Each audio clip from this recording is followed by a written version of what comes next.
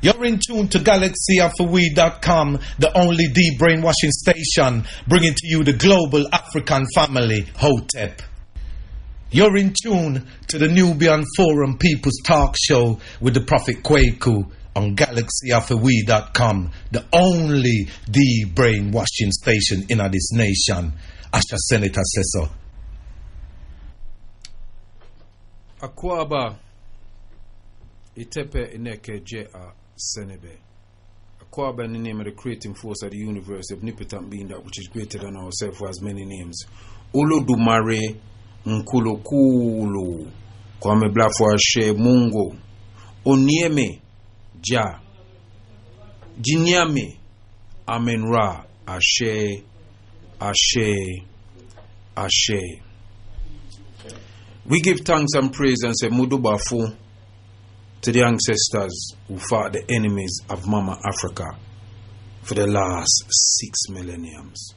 Mudubafu to the ancestors who fought and died in the many manga musicals, sufferings, whose bones lay beneath the many seas, the many oceans, the many rivers, the many lakes, the many swamps, the many deserts, the many trees that they were lynched at, the many graves of this world. We honor and venerate them. Modubafu to the ancestors that when they were taken in captivity did not settle for being a captive, but escaped and set up their own colonies. Defeated Europeans, fought them to stand still. Mudubafu Madasipa for the sacrifices. Mudubafu to my father, my brother who's moved on to the ancestors. My mother, my father who's moved on to the ancestors. My friends who's moved on to the ancestors. My cousins, relatives, and people that I was in organizations with. We call upon the spirit of our ancestors and say, Mudubafu to Doggy.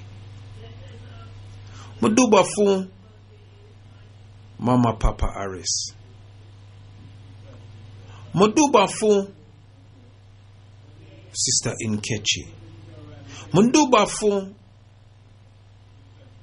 Siba Pam. Mudubafu Elder Milton. Mudubafu Papa Sally. Mudubafu Mama Bernard. Mudubafu Elder Miranda. Mudubafu Elder Ron. Mudubafu to all those ancestors who we walk this road with and are no longer with us in the physical, but we know they are around us in the spiritual. So we give thanks and praises unto that which is greater than ourselves, and to the natures derishers. Akwaba to the Nubian Foreign People's Talk Show. Tonight I have a special guest in the studio. Most of you, if not all of you, are very familiar with this particular person. I'm somebody who's been a part of the community for many, many years. And I'm going to bring him in just about 3 minutes. But before I do that, I just want to give you the numbers for the WhatsApp and the text, because I'm not taking any calls due to the interview. We'll do that, a little later. So the text number is, if you are abroad and you want to send us a text or a WhatsApp to say yes, you're tuning in, you're locking. The text number is, and WhatsApp number is +44 if you're abroad. If you drop the 0 that I'm going to say now. 073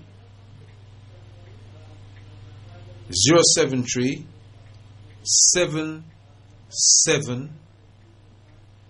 0703.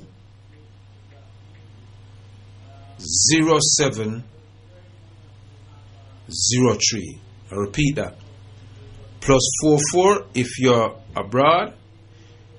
If you're on mainland Britain, it is 073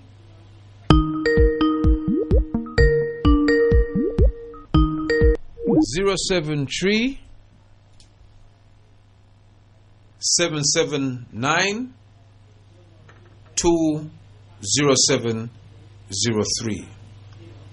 I'm not taking any calls now, and when I do take calls, excuse me if I'm yawning, if I do take calls, it will not be unknown calls. We have a policy here that we don't take unknown calls, and I will not be taking any this evening. So those people who are on the not call business, we not deal with that. Reveal up yourself, because you know, man, reveal up themselves on the Facebook and all them something there. So when you can reveal up on the Facebook himself, yeah, on the phone line. See? People, there's been many things. There's been many things that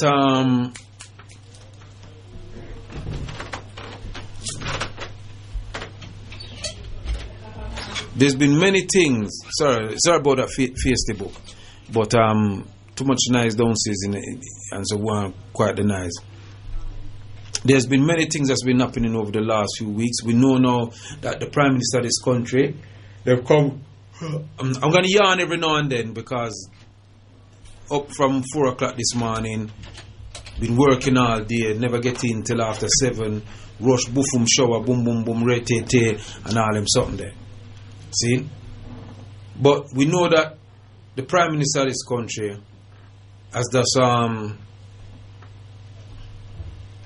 issued another statement saying, oh, they're going to make people can see people and things like that. And, you know, I think it's diabolical how they are controlling people's lives. How they are bullying people, so to speak, and trying to make it look like the army, they bring the army for the army to assist. There's a lot of volunteers in this country, bag of them. And we don't need the army coming on the streets servicing civilians. This is what they supposedly call peacetime. But that conversation will be on another day.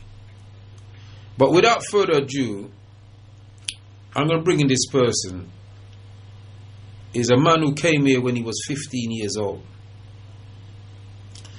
And after he came here when he was 15 years old, not even a year good, him turned 16, he went into the army. And he stayed in the army until 1984 or 82, 1982. He got a job as a radio disc jockey in King's College Hospital. And then from there, he joined Galaxy. And then Galaxy went down, and Galaxy was handed over to him. He put Galaxy back on the air, and it's been on the air ever since. So we'll hear more about that story, about brothers and sisters and friends and family. Let's welcome our Chief Procumbabai. There should be some round of applause in. I'm going to get one of them round of applause things there, you know, Chief. You can get one and then you just press a button. Yeah, me just press a button. You're supposed to set up them things, them, man. How you deal with? That can be arranged, don't you worry. Yes. It's in the making. Right, sir. Mm-hmm. Yes, Chief. Greetings, my brother. Mm-hmm. Yes, Chief. Yes, sir. Greetings. I'm older man. I can't complain. I'm a bit tired. Mm-hmm. I've been up since 1 o'clock this morning. So you get up 3 hours before me? Yes, I've been up because I had one of those driving assessment. Mm-hmm. that start from 6 o'clock this morning. See.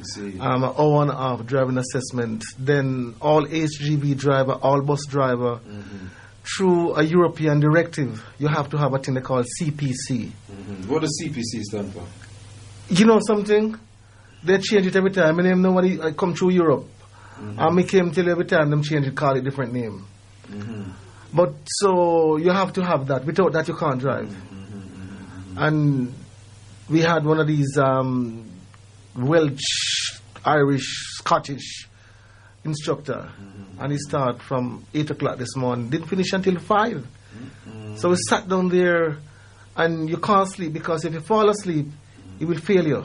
And you have to have that behind you. You know, as HGV driver, we have 3 different cards. You have your license, you have got your CPC card, and you have got a tachograph card. And without any one of those, you have to have those on you at all time as a heavy goods vehicle driver. If you haven't got that, and VOSA or the department of these hypocrite people stop you, they can take you off the road and stop you from driving immediately. So you have to have those up to date. So today was one of, so I couldn't take today off, in a sense. Within, you have CPC, maybe within the year, they've got 4 different modules that you got to go through. All right then, Chief. We're gonna get back to that. But you know this, you know how it goes, Chief. You've listened to some of the shows in before, and this time we're in an official capacity now. You know what I mean? You're inside the Nubian From People's Talk Show, and you're being interviewed by yours truly. I give thanks. Yes, I give thanks. You know, Chief. What I want, this is about you. We want people to know who you really are. You know, how you become the chief. You wasn't the chief before. I mean, let me take you back to Jamaica. I mean, you came in when you was 15. Tell me a bit about your life in Jamaica. What part of Jamaica are you born? I'm born in 9 miles out of Montego Bay. In a little district called Springfield District. You go up Springmount, before you get up to Maroon Town. It's a pretty little district.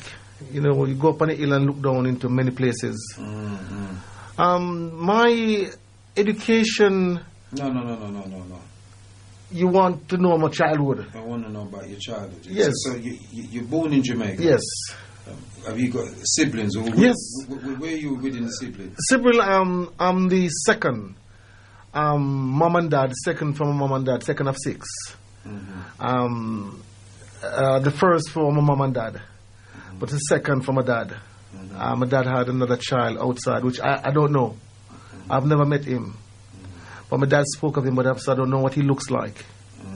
But through the marriage between my mom and dad, there are 6 of us. So there are 4 of us as boys and 2 girls. So there's 7 of you then? So there's 7 of us. Yeah. And we grew up as a great family network. 5 years ago. What's the age? Sorry to cut you. Yes. What's the age difference between you and your siblings? So you're older. You're the second. I'm the second. So your oldest brother is my earliest brother. I'm supposed to be about 65, 66 now. So we are about 2.5 years apart. Then you've got my sister. You were over 60? Yes. You look good for 60. I would have asked you're 64 and got 64, brethren. I never realized I saw up in a year. I am 64, man. You know, I'm proud of it. You're going like you're a young boy. Oh, don't you see me dance in the studio, brethren? Yes. Yeah. Oh. Yes, so I'm being honest, Chief. No. I didn't realize that you were that up in age. There you go. I thought you was about probably 60, maybe 60. I never realized you was that up in age. I am, my brother. You know, and I'm proud of it because I've lived a good life in a sense. You know, through the family network, as I said, 5 years ago, the brother that I've got my sister who followed me, then a brother that followed her. The sister that follow me, she's in Canada. She's a nurse. She's in Canada. And the brother who follow her, he's been shot by the police in Jamaica 5 years ago. So he's been assassinated. Oh, them killed him? Yes, they assassinated him. Put a gun at his ears. Put the gun on him, because when the pathologists and the inquest and all of these things that they go through, they could see the burn from the actually gun, at his neck, his neck, and the other side of his neck was just open like someone used an axe. So and what we think, not what we think, it's something that we know, but we can't prove it to say it's been done by a police. And I've got another brother who is a pilot. He has been here in Galaxy with us in America. He's one of those 4-star general. That's in the army. He fly helicopter. Dr. Abu Nico El Erekuti and many others have been with him. Even our brother Joseph, that you see will pass on. Brother Joseph, he's one of the family best musician. My dad was a police officer, and my mom was a chef. And so he took that musical background. So hold on a second. Your father was a police officer? My father was a police officer. And then you going out of the army. Your other brother in the United States Army. And then one of your brother get killed by police. One brother got killed by the police. The irony of that. It is irony, isn't it? Yes, so it's a journey. It's a journey. So during a period of time, as I'm saying, growing up in that type of family background, before I even came here, because you asked me about my childhood in Jamaica, so I'm kind of really leading you, and then I take you forward to where I am. It was, as I said, we live as a close network family because we have plenty land, and I grew up in a community like you was in Africa. In Jamaica, you've got my grandmother who was separated from my grandfather, but they live in a close proximity of each other. Then you have got my uncle, which was, I've got 4 uncles. I had one uncle here in Birmingham. He passed away now. He was one of the first African in Birmingham that have a funeral parlor. Yes, so that is here. So but I'm bouncing backward to tell you who they are. So within the family network, my uncle, who was living close, he had 4 children, 2 girls and 2 boys. Then I have my dad's sister, another sister. She have 2 children. And it, as I said, it's a family network. And so we were close. With your father, like your father's side of people, how many brothers and sisters did he have? My dad have 5 brothers and 3 sisters. 8 of them? No, 9 of them. 5 and 3 is 8. No, but 5, including your father is 9. Yes. That's it, yes. Like a pi ratio teach me maths, you know. Very much so, that's good. I'm glad, yes. Good for it. I didn't know your mom's side now. My mom had 2 brothers and 4 sisters. Look at that. My mom, and look at that. 2 brothers, 4 sisters. And my mom have 4 boys and 2 girls. Look at that. Look at this, you see the country. Yeah. So wait, I know you said that your mom and dad separate. Did they separate? No. My mom and dad didn't separate. My grandmom and my granddad, my grandmom and granddad are separated, yes. But they live close to each other. So you could pop out of one house and pop into the next one house. You know, so we have that closeness. So were there other people within the community that lived in that same vicinity?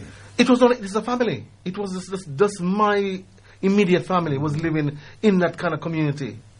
There was like a road that passed between the land, a main road, and up that side is one family, and the bottom side is one family. So you cross the road, you're in one family, and the other side, you're into the same family. You know, so we were one family that was close, and we have that closeness as we actually. So when my my dad at the age of 15. I did not even. I don't want to reach 15. All right, okay. Because there's a lot of years before 15. Oh gosh, there was a lot of years. A lot of years. So as a toddler growing up. Yes.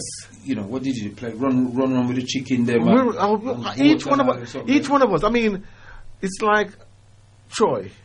We call it. You get work to do. Chores or whatever you call it. You call them English name. Then I work with a yard.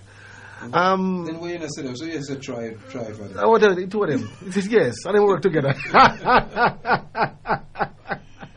Yes, you know. So we would wake up in the morning, and before school.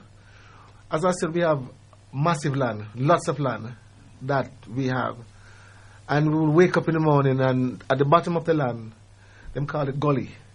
There's a big river down there, and so my dad never drink pipe water. Water that come in the pipe. My dad never drink that water. That water my dad drink because he was brought up on the water from the spring. So we have to go down and catch water and bring water. We have some big drum. And we have to make sure those drum, 2 or 3 drum, are full of water before we go to school.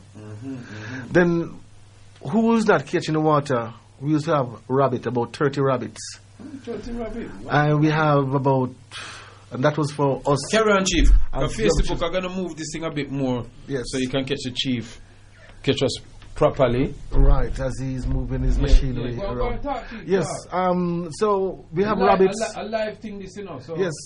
We have rabbits as children. We have goat. And of course we have chicken. And my dad used to have some pig as well. Hog. The hog. Yes. So you are talking about trying. Well, I'm calling pig. Yeah, hog. Well, so we have all of those to actually take care of them, make sure so they feed for all of them before we go to school. And you come home from school in the evening. You have to rush to school, walking distance anyway. So we'll walk to school, get to our school, and you know what school is all about. No, I don't know what school in Jamaica is all about. School in Jamaica is much different from school in here. Much different. Because, all right, let me kind of jump forward. No, I want to jump forward. Let me jump forward. No, I right. talk about school in Jamaica. School in Jamaica, because I want to give you an example. What was your schooling like in Jamaica? The schooling is good. I wasn't, because my first infant school, the first infant school was in not the proximity of our land, but the border. The border, yeah, okay. So all I would have to do is just, this is my house, and I climb underneath the fence and go to school. That was the first school that I attended to. So what teachers did you have at the school? Was it white teachers? Or no, they were black teachers. Family-orientated teachers that could talk to you, teachers that will beat you, and your parents will beat you after. So that type of discipline we were brought up with within the schooling. And then we leave from that school, it's like you call that basic school. And that's what it was called, basic school. So you leave from basic school, and then you go to like a secondary school. And high school? No. You go to a secondary. Then from a secondary school, then you can take a test to go to a high school. And you've got different type of high school. Those you pay for, and those you get scholarship. You win scholarship to go to. And then you've got some that the government will sponsor you if you're one of those students who are, the school would recommend you, and the government would pay half, and your family, your parents would pay half. So I went to one of those schools that the government pay off through the back on my dad, you know what I mean? As a police officer, and talk to somebody, and somebody talk to somebody. Yeah. And I went to one of those schools. I mean, all of us, as children, have had... You ever get beaten at school? What? Beaten? No, we're talking about beaten. We get plenty beaten, man. I mean... Name me something that you actually get beaten for at school. One of the first thing I remember, I got beaten for at school. One of my colleague, schoolmate, come to school one time, and he come to school, and him bring him school lunch. I may take it away. I'd take it away and take them lunch. So you was a robber. I would Rastafari deal. I will never forget that. And I get some beating for that, brethren. That was the first. So why beating. did you take away his food? I mean, you had a lot of land. Was you hungry or? No, we wouldn't, because I take it away and give it away to other children. I didn't eat it. I took it away and handed it over to other children. But why did you do that? That is something I can't answer now. That is something that I could What age were never. you when you did that? I think I was maybe about 7, 8. 7, 8. About 7, 8. Because on one of the things that we were taught by our parents not to eat from anybody. So don't care.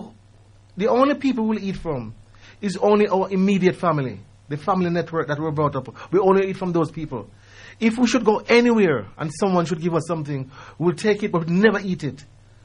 And maybe as the person turns it back, we'll throw it away. So my mama always taught us not to eat from anyone. So we'll not eat for anyone. So me taking that food, I'll just take it away and go and give it to somebody else. Oh, so you're just being a bully? I don't think I was a bully, but maybe I was. What do you mean? If I look at it like that. If it take away a man food and them things, what do you think that is? But then again, he never eat You had it. fights in school? I had fight. I never lost a fight. I've never lost a fight. So, you know, and one of the things like that was like, what do you fight for? I suppose it's just young male testosterone, or what you call it, testosterone. Yeah, testosterone. That inside the system, and you know, and I was one of those children that I was always quiet. I was always quiet. You was always quiet, but you take away man food. Always quiet. It So was it's like- always quiet, but you take away people food. So it's just a quietness, you know. But behind that quietness was a different side of me, and that side of me, it would come out. For example, I remember going to school, and in the schoolyard we used to play marbles. I don't know if you remember marbles. And the big boys used to play. You're older than me, Chief, but you know. Yes. I'm coming close. Oh, that's good. I'm glad. You'll get there, but I will be further away. And playing marbles, the boys them used to have the marble in the ring. And you come to my house, I used to have maybe 500-600 marbles. And it's very rare I buy a marble. And the way I used to do this now. You just take away people. No, I don't take that. No, I don't take with the marbles. I don't take with the marbles. I used to stand around the ring. And when the big boys, because the big boys, the bigger boys, them come and take with the marbles are in the ring. And when I see them come, I just go and pick up the marbles and out of the ring. And then all the rest of you, them come and said, oh, this, and somebody put marble and pretty. And I will give back your marble and give that one his marble and give that one his marble. And then what they will do now, I will become the protector. And then they will give me a marble. So that I become now the protector around, the guard around the ring. So every time I ring up, and the bigger boys, them kind of really scare me. But in the long run, because I was small, you know. I was small, but they say, look over your talawa. As big as you, listen to me. You could have tall like a tree. I wouldn't be afraid of you. And I would fight you. And I would have a fight. And so they never really pick on me. So when they come and see me, they said, plus because a lot of those children at the time, they know my dad. And so I kind of really use that in a sense that no one doesn't really. My dad a police, and them, and the funny thing about that, which I didn't tell you, one of my uncle was a police as well. Oh God Almighty! Man. So I grew up into that type of family where my dad is a police. So that is one of the police. Not bully up the area. Well, As police boy, that was the type of family I brought up into. That was the family I grew up into. So from school then, yeah. Did you do well in school? I did quite well in school. I did quite well in school, and I remember, you know, my dad was a little bit annoyed that he didn't assist me to go further beyond where I went. And that was that. That was that. I mean, we look at it, and he talk about it, and my dad wanted me to become a musician. My dad was a great violinist. My dad played violin. Really? My dad used to play violin with an organist. So in the church, the pianist or organist, and my dad, he would just play by ear with the violin. Original fiddler. What do you, man? Listen, and my eldest daughter today, she won a scholarship in this country for music. Wow. Right. So we brought up into that realm, and I would kind of really bang And the drum. So we'll play a little bit of drum. Away from that, that's the only musical skill or talent that I've got. You know, you've moved into having a radio station, being a disc jockey, so still playing around music, have a sound system and that. Yes, and it's still in your blood. It's still inside of me, and I tell you something as well. To see Jamaica at that time, I was brought up in a privileged community, in a sense, because where we were in Jamaica, my house, because of my dad, was the last house in the district with electricity. They run the light to the last house, was my house. And further beyond that, there was no light. And the only reason why they stopped the light there was because of my dad. As a police, the light would stop there. So in the evening, where I live was like a little community center outside where everyone would come and congregate at my gate. Seeing kind of light. Because we have light. And when the light, the lampposts have a light on it. So everyone from all around would come underneath the sun. It was discipline in a sense, because them know some of my dad is a police, and them come and put up a bench there, so and underneath the light. So we have that type of privilege. We had a fridge in the house, a kerosene, I call it paraffin in this country. We have a paraffin fridge. We have a television, you know what I mean, a black and white television. So as I said, we were brought up. Was he close to you, Dad? Very, very. I mean, and I spoke about my dad a lot. My dad showed me, and my mom wasn't 100% happy with my dad, considering that my mom know that my dad have another child. And mom always says to my dad, "Oh, come you don't let the rest of the children know where the other boy there. You don't bring him." But my dad always showed me that fatherly love that I always want to give to my children. You know, so I remember at 15, when my dad, even though my dad was a police, he used to cultivate bananas. And so there are times when we never used to go to school, like on a day when he used to cut banana. None of us as children ever go to school. We always have to go down to the banana ward to go and get the banana and take the banana at a place with the truck to come and collect it. And he used to do plenty bananas. So he used to have maybe 4 or 5 people that work in the banana field with him. Including yourselves. We only carry the banana. We never cut them. Okay. So what he does now, he will pay us as young children, and that was our little pocket money. Another thing that we used to do, money? In a sense, yeah, because we used to get chopans at 2 shilling. A chopans at 2 shilling now for money that. Back in those days. As a 60-odd-year-old person. Yeah? Very much so. Yeah. You know, we used to get a lot of money in that sense. And the next thing that we used to do, we used to go and get stone and brought the stone and sell the stone. I see. And Chuck will come and so. We're a quarry. No, we on our land. Yeah, we have a quarry upon the land. We have no, it's not even quarry. Because we have so much land. The land that we have, there were times that my dad would go on the land and the goat will have kid, and he never knows that the goat will have kid until he see whole pack kid around on the place.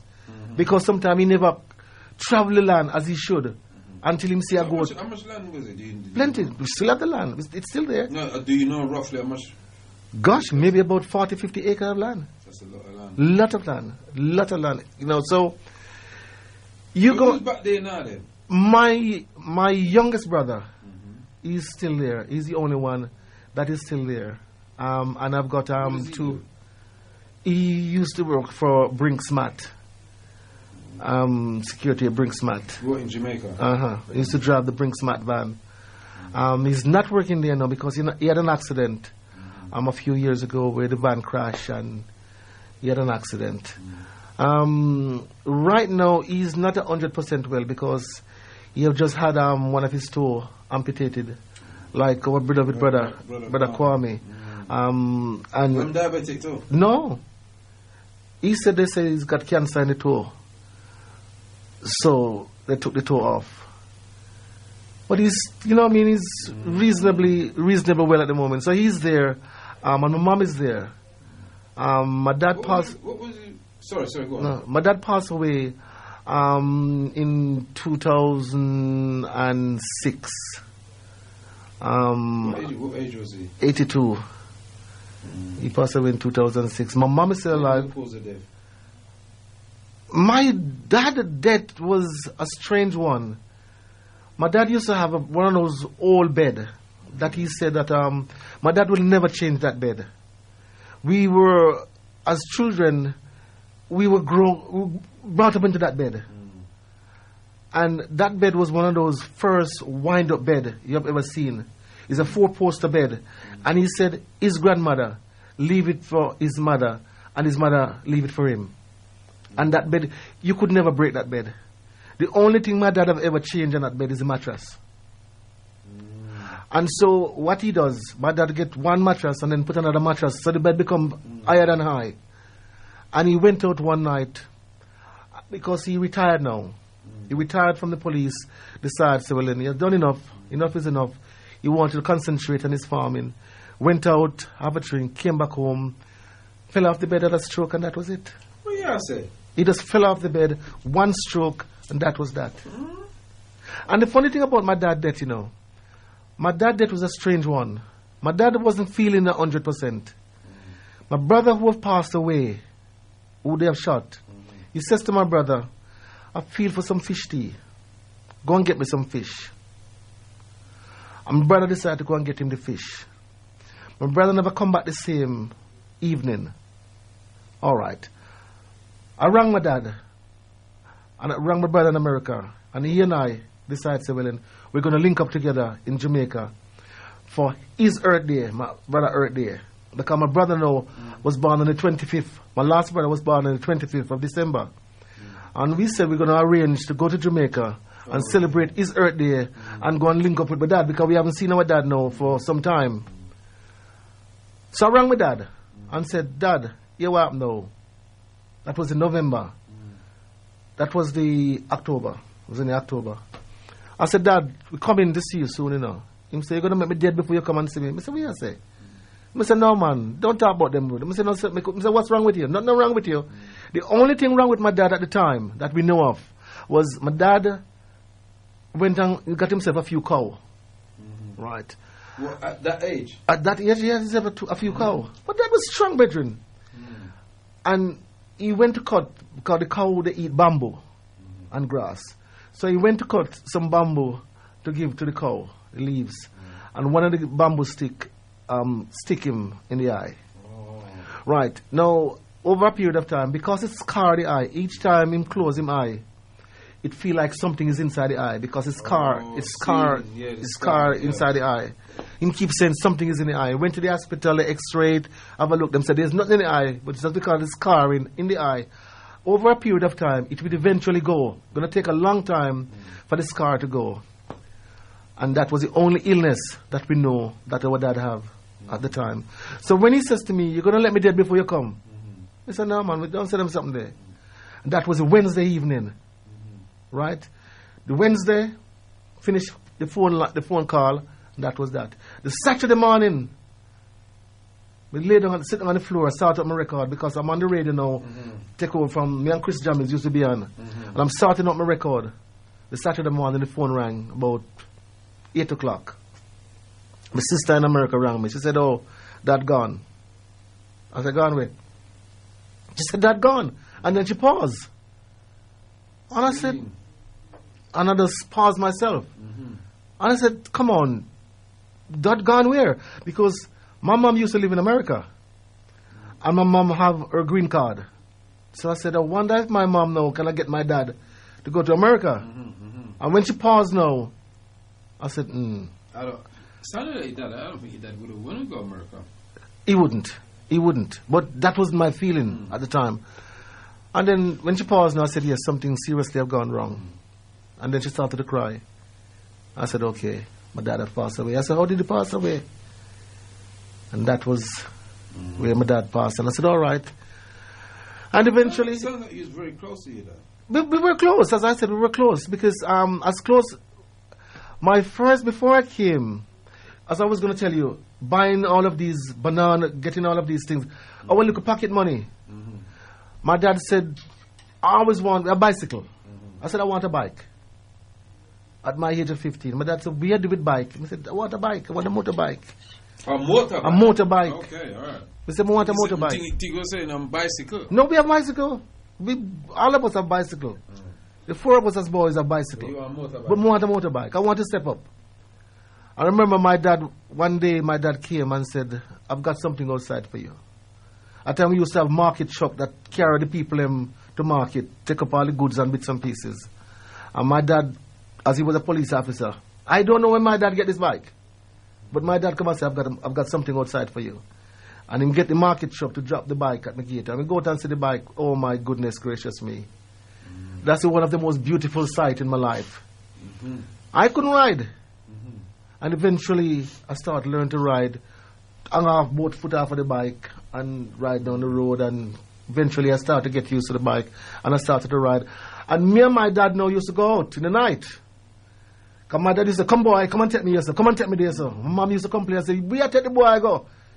You have to look for your woman then with the boy. Make the boy out in the yard. Where take him to?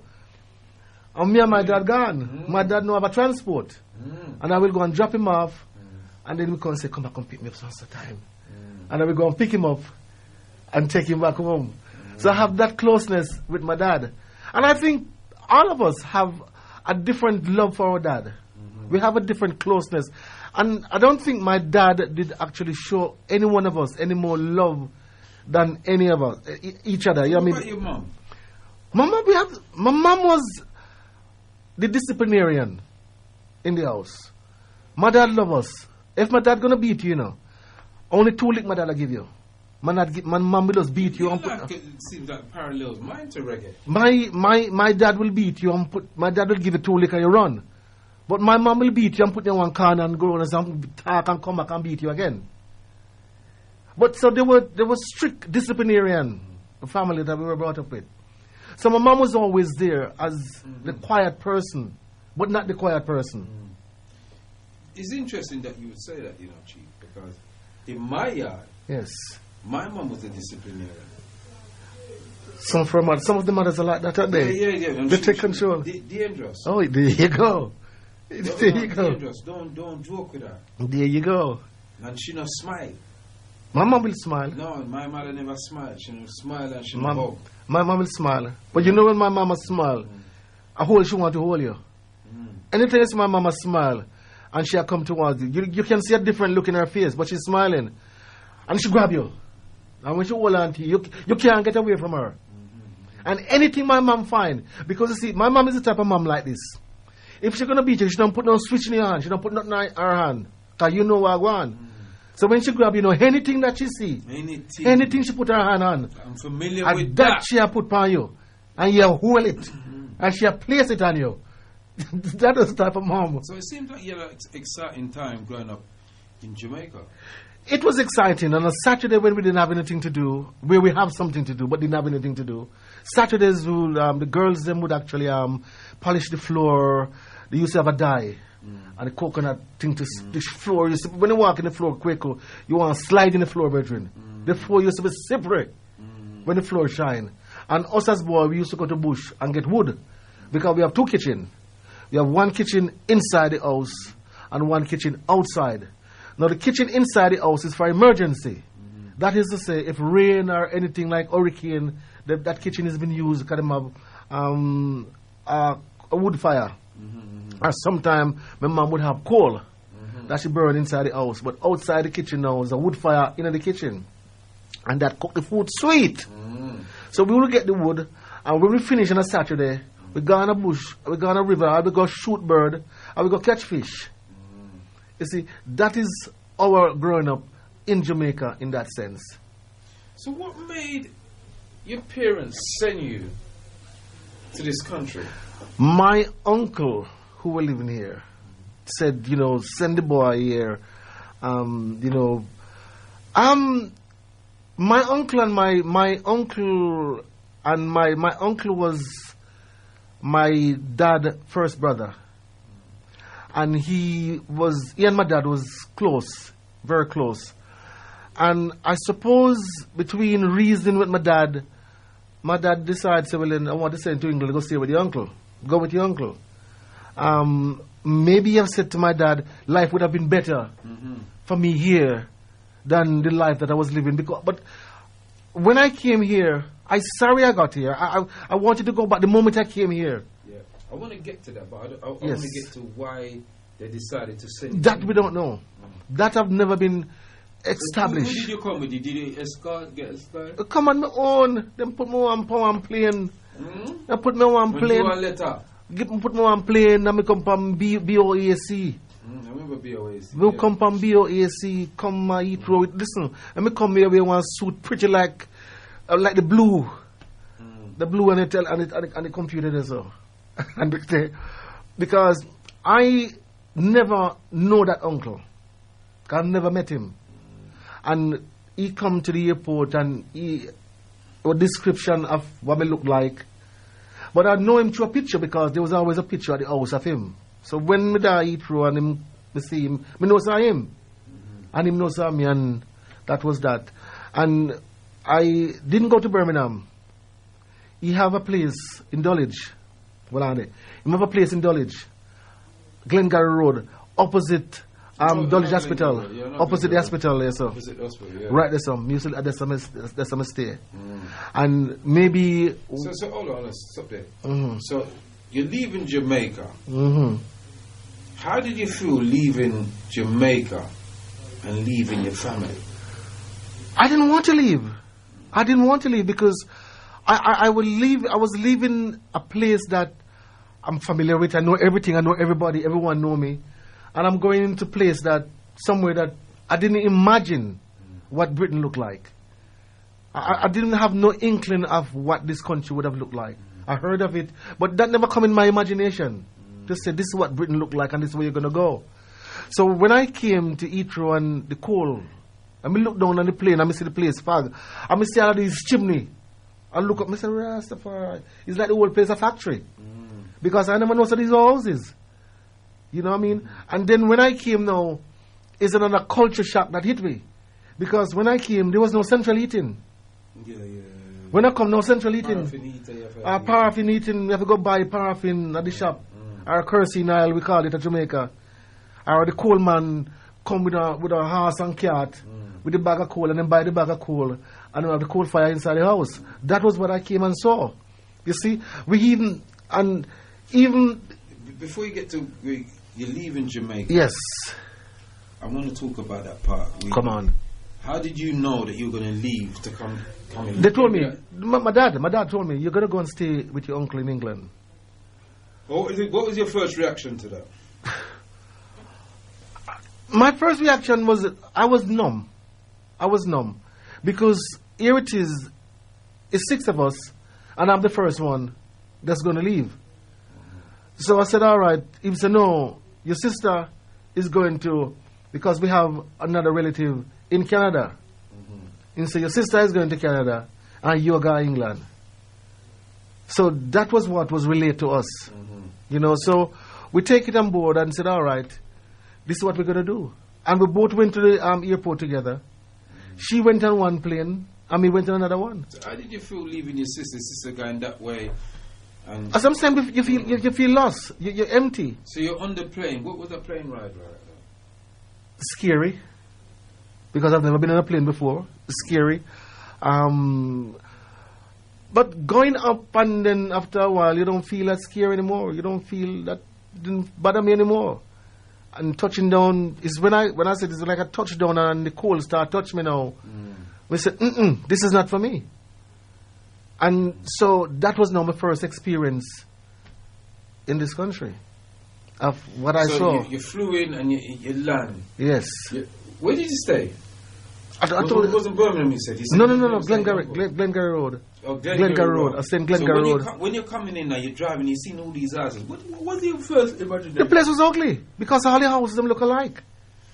All the houses was look alike, and I didn't. To be honest with you, I did not imagine that these was houses because when you look in the plane and looking down, as I said, I thought they were all factories because I could see smoke coming out of them, and I thought they were all factories. And I thought I was driving for a long time to find this house that I was going to go into. So when I got to the house, I realized now that these houses are not factory. This is one of the dwellings that I'm going to stay in.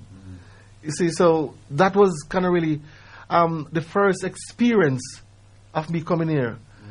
And within, say, and then the next thing that kind of really shocked me, I came into the winter of that year. And when I came, and the fog. And this was the shocking part. The shocking part was this. Even though I saw the fog, this type of fog I've never seen in Jamaica. And then the family that I stay with, before the uncle take me down to Birmingham for a couple of strong, the house and the room that they put me in, icicle was coming out of the window. I used to put my hand outside and broke off icicle. I eat the icicle, brethren. Oh, yeah. Because me broke off icicle. And them used to put them bacon and milk outside because they never have no fridge in the house. You see, it was an experience that, looking back at it, I think people like myself, we need to write all a book of this type of experiences that we face when we come here and what we see. So when you come in, because you're growing in a society where it's pure black people. Yes. I don't know if you saw white people. There was very few European that I did mingle with. Very few European. That one of the only European, or two of the only European that I did say talk to in Jamaica was two school teachers. One was a Spanish teacher and one was an English teacher. Was the only two European white people that I was actually talked to when I was in Jamaica growing up. Everybody else was like me. My doctor was black. So when you land in and you think this factory, who picked you up from the airport? My uncle. My uncle came and picked me up with his wife and one of his daughter. They came and picked me up at the airport. And so one of his daughter was living. So I came and stayed with his daughter, one of my cousins now, in Glengarry Road. That's where I stay. In Glengarry Road with my uncle daughter, first daughter. I stay with her. You know, then sometime, like maybe once or twice a month, he will come and pick me up, and I will go with Birmingham, spend a little time, spend a day or two at Birmingham with him. So he would come like on a Friday evening and come and pick me up and then take me back to London. You see, so that was that part of me coming here. So you're going on, and you go on. So, you land at England, your uncle picks you up. What were you thinking about how you're going to approach England at the time? I mean, did you feel you was coming for good, or you was just coming for a time? What was it? To be honest with you, did you know? No, I never know how long I was going to stay. That wasn't even said to me, because the first thing that the uncle says to me, that month, I was supposed to go into school, because sign up to go into school, right? And I said, the moment school start, come, I said, well, going to school, and no, well, it's going to take a long time. You know what I mean? So on my Earth Day, I know, well, I would have to stay into school another year extra because of the way my Earth Day falls, because my Earth Day is in October. You know what I mean? So I know that I would have to go into school, stay in school till I was about even 17, 18. Depends on what schooling will be like. You know, so that was a little bit of strange happening for me at that time. That was strange for me at that time. And I wasn't expecting to be still in this country from what my experience was from so that time. You thought that you was coming on a vacation or something? Yes, I thought it was only going to be a short stay. Because I don't think it was explained to me, per se, or the two of us, that it would be a long-term stay that we were going to come and stay on. And coming here, I don't think my uncle went through any odd period of time for me to have my stay. I don't think that was any great problem for him to get my documentation, you know, to what is happening today. I think my documentation came through reasonably easy. Quick went through my documentation, and then, you know, the story continue from signing me up to one of them school and never to like all the school. Me going to school and because you come from Jamaica. What school did you go to? One school run by the Dulwich, go by the hill so. I remember the name of the school, brethren. And me go there and then me never to like the school because me speak fast. And then I remember one day I can't remember. I think I said like highs and a little white boy start mount me because I say hi. I don't know if I say highs or high. Because you come from yard and you speak raw. You know what I mean? And he started to mount me. I'm going to go back and say, I don't want to go back at that school. So there's a school run by Bermondsey. Then them take me run a school there. I spend a couple of months in a school there done by Bermondsey. And it's just by chance. After the school, and I didn't even finish school. They sent me to Camberwell Green. I went to go and get something in Camberwell Green. I can't remember what I was going for, but they sent me to Camberwell Green, and I went to. As I was walking through Camberwell Green, I saw the Army Career Center, and I stood there looking at all the paraphernalia inside the window, the gun, and there was a soldier standing at the door, and he says to me, "Do you like it? Do you like what you see?" And I said, "Yeah." He said, "Come in." He said, and he invited me in. So he invited me in, still only 16 yet. And he invited me in and he said, "Do you like it?" He said, "Would you like to join the army?" And I said, "Yes."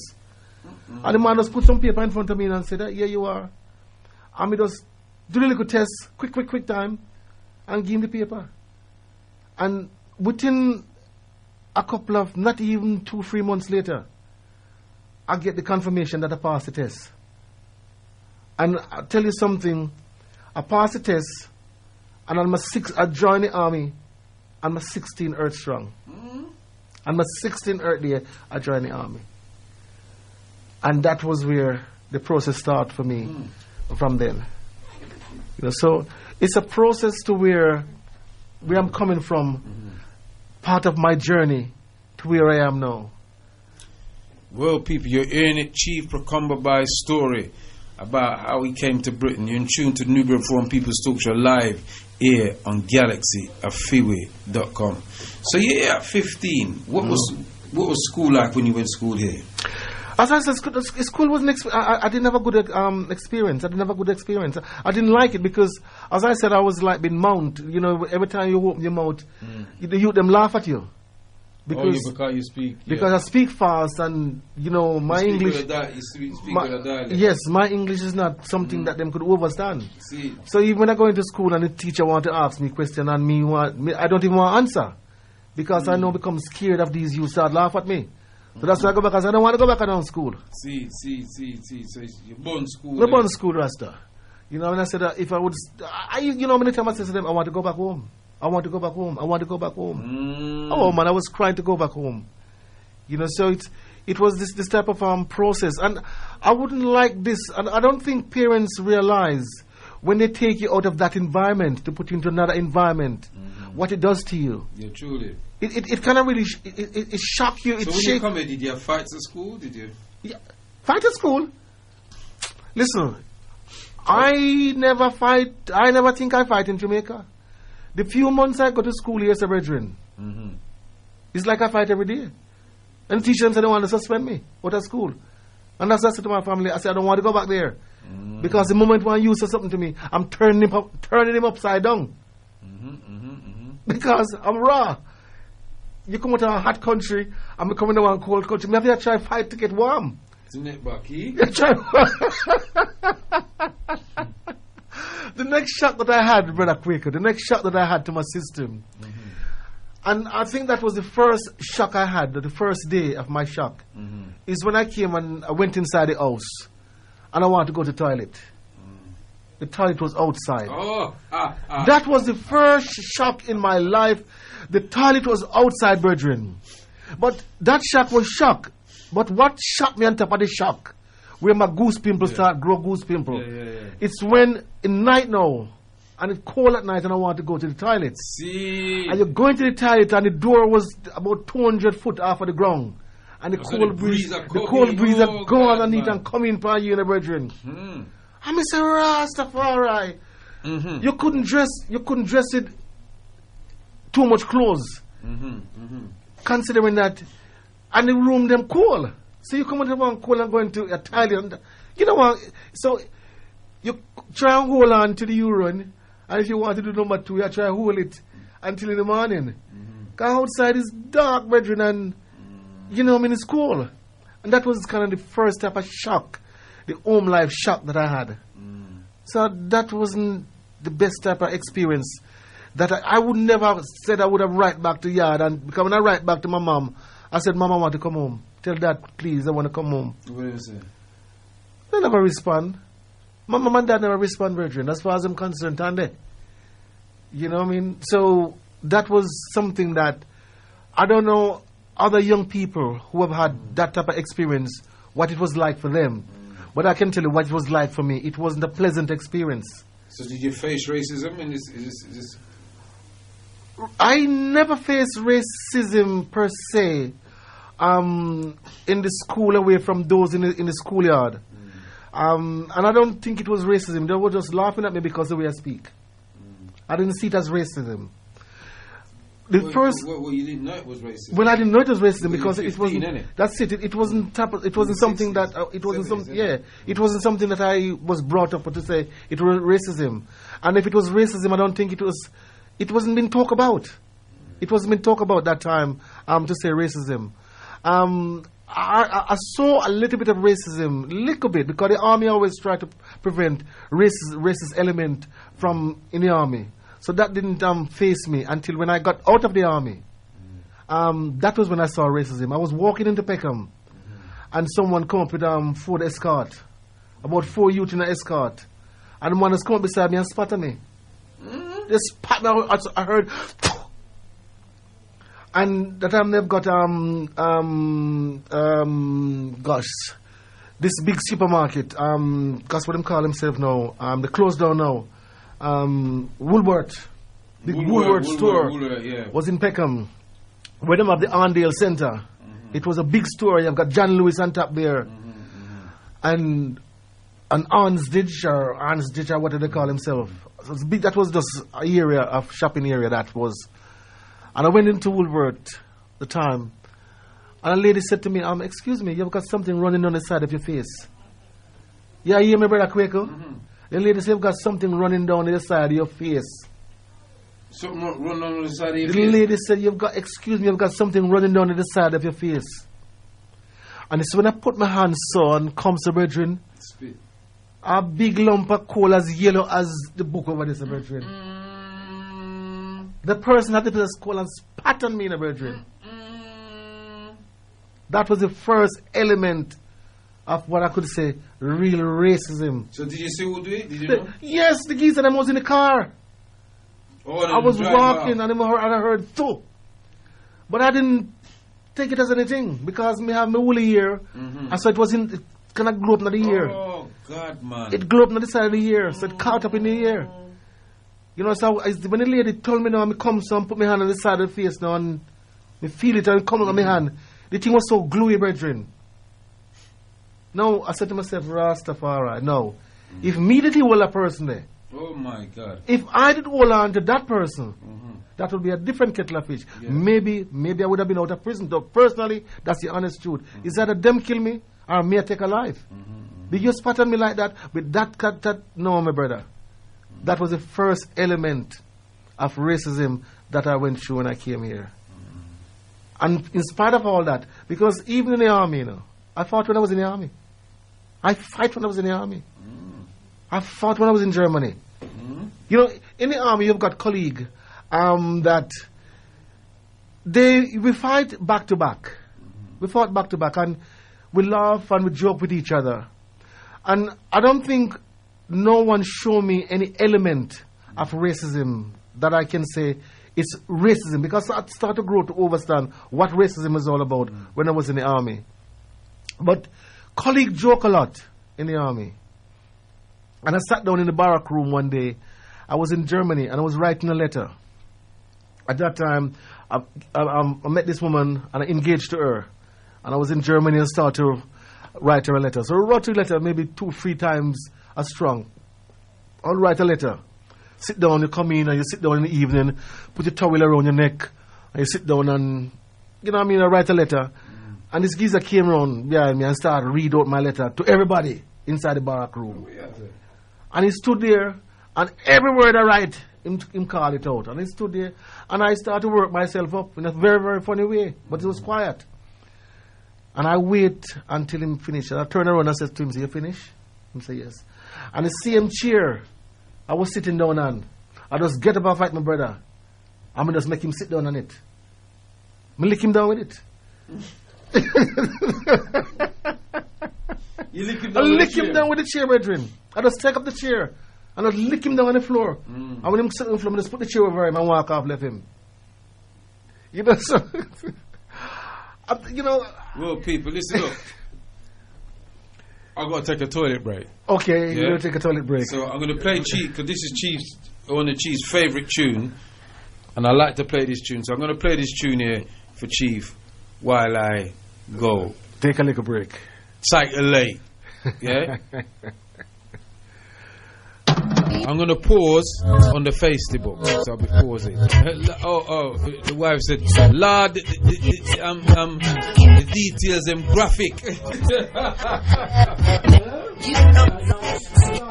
Yes, in true to Newburn from People's Talkshow live here on GalaxyFreeway.com. I'm back up on the Facebook. We got the Chief in the house. This is his tune. He loves this tune. He says, "Unable to get Galaxy live on the internet. Unable to get you on tuning. Zion. Go Simple Radio. Greetings, Galaxy family. Prophet Kwaku, please ask the Chief what year he came to England, how old he was when he came, and did he ever feel like changing a Jamaican accent fit in." Pick up yourself there. Lin. Alright. We're back with Chief. We'll just put that on a pause. So, Chief. Yes, my beloved brother. You had a big spit in your ear. Yeah, man. You must have been angry. I was very angry. And what age were you when that happened? I was out of the army then. That was 1982. I just came out of the army. I was on discharge leave. But hold on, you came here when you was 15. Yes. You joined the army when you were 16. I was sent in 1982. Now, when you came when you was 15, you know, what part of your 15th year was you in? 6 months, 5 months, 3 months? Before joining the army? No. You say you come here when you were 15. Yes. You joined the army when you were 16. Mm-hmm. Just before I became 16, I joined. I actually went in on my 16th birthday. I went into the army. No, but you come here when you're 15. 15, yes. So I only went, as I said, I only went to school here in a few months. Oh, so only a few months. Only a few months. What drew you to the army? I told you, I was walking into Camberwell Green. I was sent to Camberwell Green. I can't remember what I was sent to go and buy. I had to go and collect something in Camberwell Green. And I was passing the Army Career Centre. Do you know where Camberwell Bart was? Yes. Where the Bart was? Opposite Camberwell Bart. Just where I think it's Patty Island there now. There was the Army Career Centre there. And I was just walking past and I saw and this geezer was standing at the door. And he says to me, "Do you want to come in? Do you want to see?" And I went in. And he just said to me, "Would you like to join the army?" And I said, "Yes." He put the paper in front of me, took the test. And but why did you say yes, though? What I know now, quick, I didn't know that then. No. So what did I say yes? But at 15. At 15. You're 15. Yes. I like what I saw. I like the gun. I like the sunset. I like what I saw. I like all of those things. Well, you know what? Yes. Me and my cousin, you know, ran about the same age, you know. Yeah. This is how life's quite parallel. Me and my cousin ran about the same age. We went in Beckenham. We went to join the army. Okay. And we're just about to fill out the forms. And we were talking. We said, yeah, 2 years is all right. I said, no. I said, that's not 2 years. It's 3 years. Yes. And because it was 3 years, we walk out. Okay. The first 3 years. Then after the first 3 years, 6 months or maybe 8 months before, they will come to you and ask you if you want to extend it. So you have 6 months to prepare, so they can prepare documentation to give you a discharge leave. For civil life. For the civil life. And I decided to just continue because, you know, you get used to it, you become seasoned. And at that time, I want to take you back. yes, So you sign up the forms, mm-hmm. and you went home to your uncle. Mm-hmm. What did you say to them? I told him, I said, I've just joined the army. And he says, is that what you want to do? And I said, yeah. He wanted me to come to Birmingham. Mm-hmm. He said, come to Birmingham, come into the business with me. But me don't want to go in a funeral parlor business.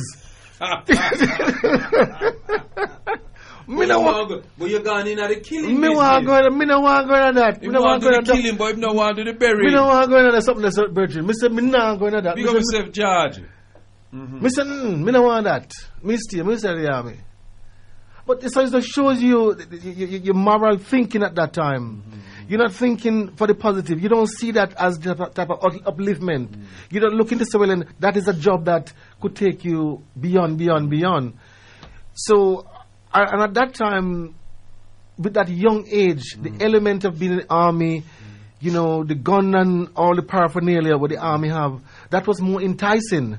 I see. The casket never enticed me. That enticed me. So when I says to him, no, I want to do this. He was like my dad. My dad never really forced you. Yeah. They kind of encourage you. And then again, my dad says to me, I remember my dad had said to him that if I was in Jamaica, he would have encouraged me to join the police force. And I would not have joined the police force in Jamaica. Because my mom always says to my dad, I hope you're not dragging pitting them in the police force with you. Because you know in Jamaica, the police them shoot you and ask question after. And my mom always says to my dad, I don't want anyone bad blood. If you kill anybody, make your blood come from me picking them. Let them see what they do. No, don't drag them inside there with you. So that was like a telling that my mom didn't want us to be part of the work what dad was doing. So me being in the army, and I said, all right. And he kind of really accepted. When eventually I wrote to him and tell him that I decided to join the army, he accepted. He never resisted and said, no, you shouldn't do that. I mean, yes. So you joined the army at 16. What was the first thing that happened? The first thing that happened, you go to your training. I went to Tidworth in Hampshire. And that was the first place. Then he went into some bush and army training for the first 6 weeks. They tried to get the civilian life out of you. So everything that they shout and scream at you, everything you do, you don't walk, you run around everywhere you run, you march, left, right. Someone shout at you somewhere. So you're always on the move in the army. Someone is always seeing you, and you always want to be on the move. That was something now that you started to say, well, this is what the army is all about. And before you actually went into training, you kind of really linger into the barrack room for a little while to see how the rest of squaddy on the parade ground have been treated. So you got an insight of what you expect going to happen to you. And so you go into your first part of the training. The hardest part of the army training for me, and I'm sure that for just about everyone else, if you don't go into the elite squad, was the gas chamber. Gas chamber? All soldiers got to go through a gas chamber. Every Jack soldier got to go through a gas chamber. You go through a gas chamber? You go through a gas chamber. They put you into a room. They lock you into a room. But first, what they do, you fit. Your body start to get fit. So maybe within, say, 2-3 months of you getting fit, and your body start getting fit, and you start getting to the training, you go through a gas training. You go through 2 types of training, MBC. The gas training. Yes. Tell me about the gas I'm going to tell you about it. The 2 hardest parts of the training you go through. The gas training and the MBC, they collate with each other. What's MBC? MBC is for example, if someone should come and gas the country, you go through a system that you put on some clothes to prevent an attack. Like the COVID-19 now.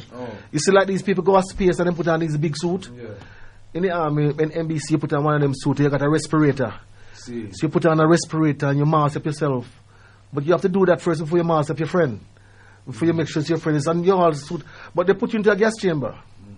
And they've got different type of gas. You've got a gas that they use pill, and they got a gas like a canister that they throw it into. But they run your run first. So you go for a long run, and your pores are open, and they put you into the room. And sometimes they get you to even run around in the room, so your body is hot and warm.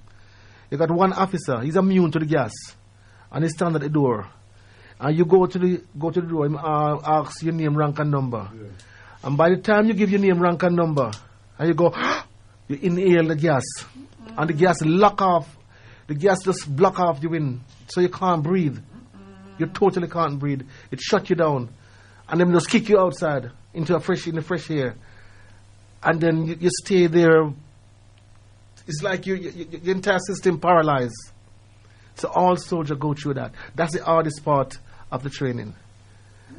That is, any soldier that go through that and tell you that. Do you know of any soldier that died through that training? They always have a medical team.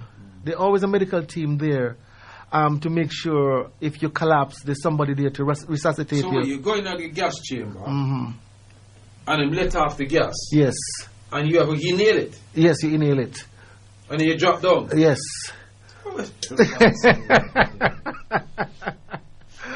So it is to prevent to get aware with a nuclear attack. So all soldiers are supposed to prepare for that. So they prepare you for that attack. So you're the first one. I don't know they expect anybody to prepare for bloody nuclear attack. Well, so there you go. So they start preparing. So you go through that process. So that was one of the hardest part of the training for me. Everything else was elementary within the period of the training. So you're in the army.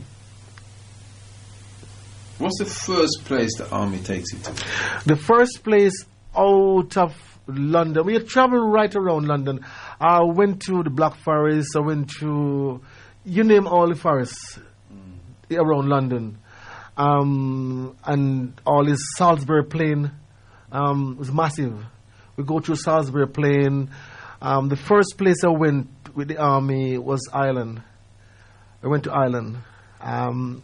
And then I became a sports person. I became a runner. And you run for your company. You've got Charlie, Alpha, Bravo, the name of these company that you might be. So you compete against each other. And I became an athlete. So I run, I'm 100 sprinter. So we're well fed in a brethren. Because, so you run 100 meters? And what do you ask for? My fast, listen to me, brethren. My fast, In my old age, I'm fast still, Run fast, yeah, man. So I run 100 meters. Yeah? I used to run 100 meters and 200 meters. I used to run 100 and 200. Yeah. My fastest time was 10.6 something.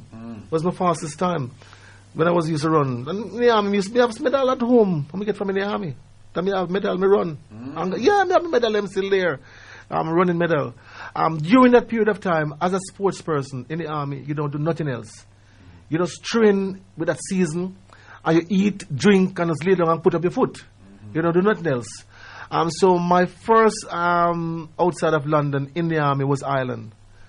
And I stayed about 2 months in Ireland. And then came back. We went to Cyprus. From Cyprus, we went to Portugal. Then from Portugal... So Britain's got bases in all these places? We went and they got... we went bases on exchange. And from Portugal, we came back. And my longest stay was in Germany. I stayed nearly 2 years in Germany. So in the Black Forest and the Rhine. We rode by the water upon the Rhine. And the Black Forest, we inside it, so living in the Black Forest. That was okay. I personally, I would have rather lived in Germany than living in England. Really? And I'll tell you why. The houses in Germany were much warmer than the houses in England. And the time I stayed in Germany, I never have no toilet in a Germany where the toilet was outside and the door was 6 foot off of the ground. So, and to me, the German people were much more honest than British people. I remember I went into a bar once when I was in Germany, and a German man come and said, I don't like you. He said, I'd rather not stand beside you, I don't like you. Whereby the Englishman would tell him like you and I poke you in the back. He will laugh at you. But I'd rather you be honest with me and tell me say you don't like me than to laugh with me and you don't like me. Well, when I remember the time I went to Germany, this was, I think I need to do a bloody interview, man. We had a big fight in the pub, but that's a whole nother story. All right, yes. I did have a fight. You know, so those were my experiences. Did you ever get discipline in the army? I get disciplined a lot. Yes, I got disciplined. I'm left, right. I was locked. In the army, there's a word that the army use. And out here, you can define it in two different ways. You've got character. Now, if you look in the dictionary, we can define you as a good character or a bad character. If someone says to you in the army that you're a character, you're a bad person. And they always see me as a character. And that was so, whenever time an officer see me, and a yard me come from in the bedroom, so me I get the yard style. And when you see an officer, you're supposed to salute the officer. I mean, non-commissioned officer, you don't have to salute them. A sergeant, you don't have to salute. 002, you don't have to salute. A corporal, you don't have to salute. But anyone who have one little star upon his shoulder, or you call it a pip, you have to salute them. And I will see an officer coming towards me. And when you see him coming towards you, you have to salute him. And the first thing I always do, he will call me, and I just walk past him and say, "Come here, soldier. What is it you're supposed to do?" And I said, "Huh? What is it supposed to do when you pass a officer? What you supposed to do?" I said, "I don't know." He said, "You salute." I said, "Yeah." Sam said, "Are you going to salute?" So what I do know, you're supposed to have your hand an inch over your eye. And my hand always cover my eyes. And sometimes he roll up, put my hand up, so my hand fall down back. And there are times when you see them coming and you don't salute. Any non-commissioned officer, like a corporal, who know me and see me, if they're standing in a barrack room and then see me and I see an officer, them disappear, them run. Because they don't want to lock me up. Because the officer is going to call one of them now to come and lock I up.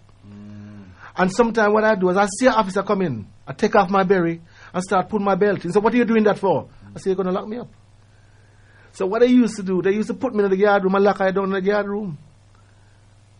Yes. Oh man, me stay in the guard room. Me used to have a cell in the guard room, brethren.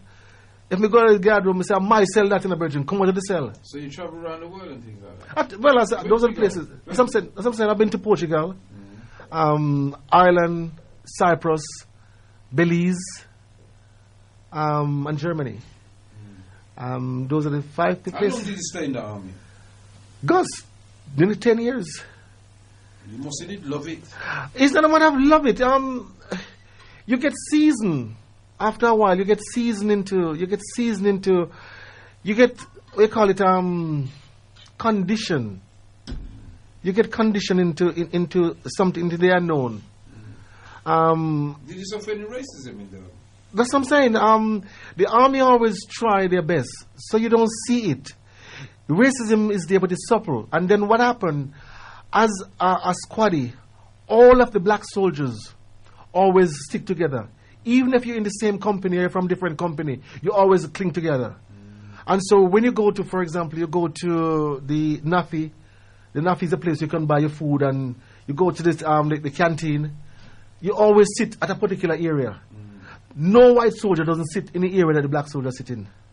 So we actually segregate ourselves from them. And any black soldier, any white soldier come and sit with us, he have to ask permission, "Can I come and sit beside you?"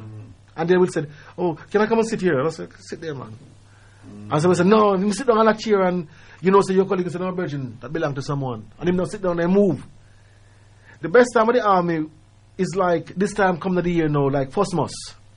Fosmos is when all the officers, you go to the dining room and them have them Fosmos dinner. And all the officers know, them have to come and feed you. They say, "Come here, boy." That's the time you boss them. Because we take the pee out of officers when it comes to that time. We call them. That time then you lot in charge of the office, just for that moment. Just for that day. You call them and say, "Come here, you don't get no food. Anything you want. You have anything you want." You say, "Come and bring me that." I said, "I don't want that. Take it back." In tune to the Nubian Forum People's Talk Show. And this show is sponsored by ADE Photographic Services, 48 to 50 Rye Lane, Peckham, Southeast 15 5BY. The best in printing. Although through lockdown nothing go on, but you still can call them still, because something can go on a mobile front. See, if you want a t-shirt printed, or you want your hat printed with anything you want upon it. Make your business cards, your letterheads, etc. Check them out. 07 930 875 012. That's 07 930 875 012. That's how to speak to Delani, and he will help you with all the things.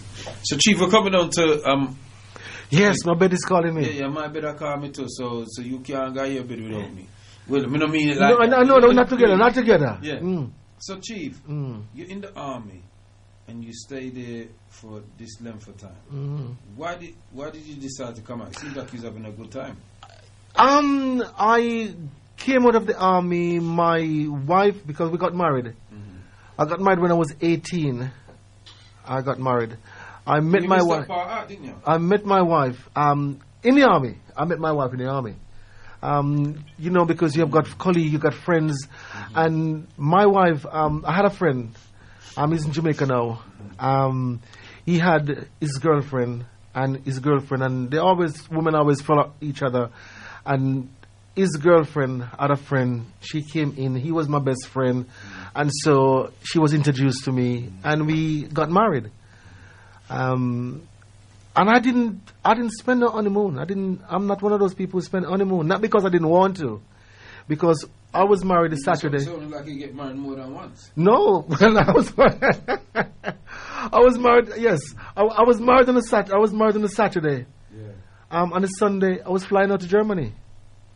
So we never have no holiday as honeymoon together. But that lasts for 14 years. That marriage lasted 14 years. How many children did you have with her? We had 3 children together.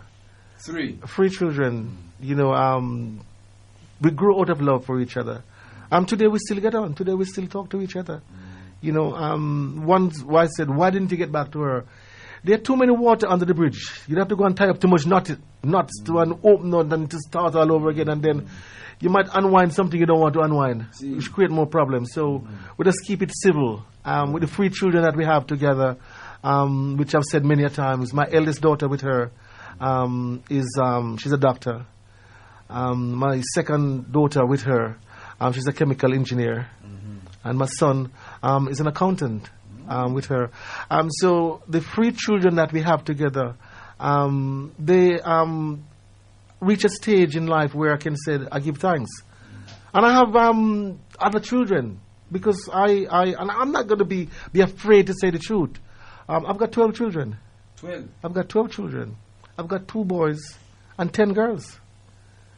And all my children, they have done very well.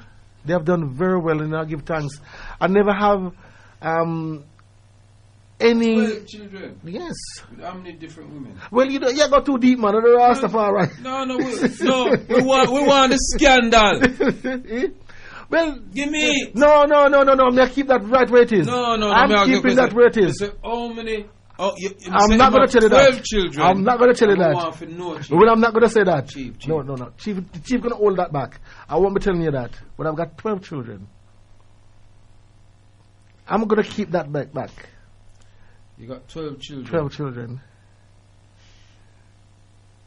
With 8 different women. You can work that out. You can.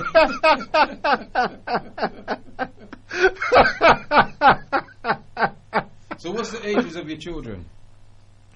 My eldest daughter is coming up to be 42 now.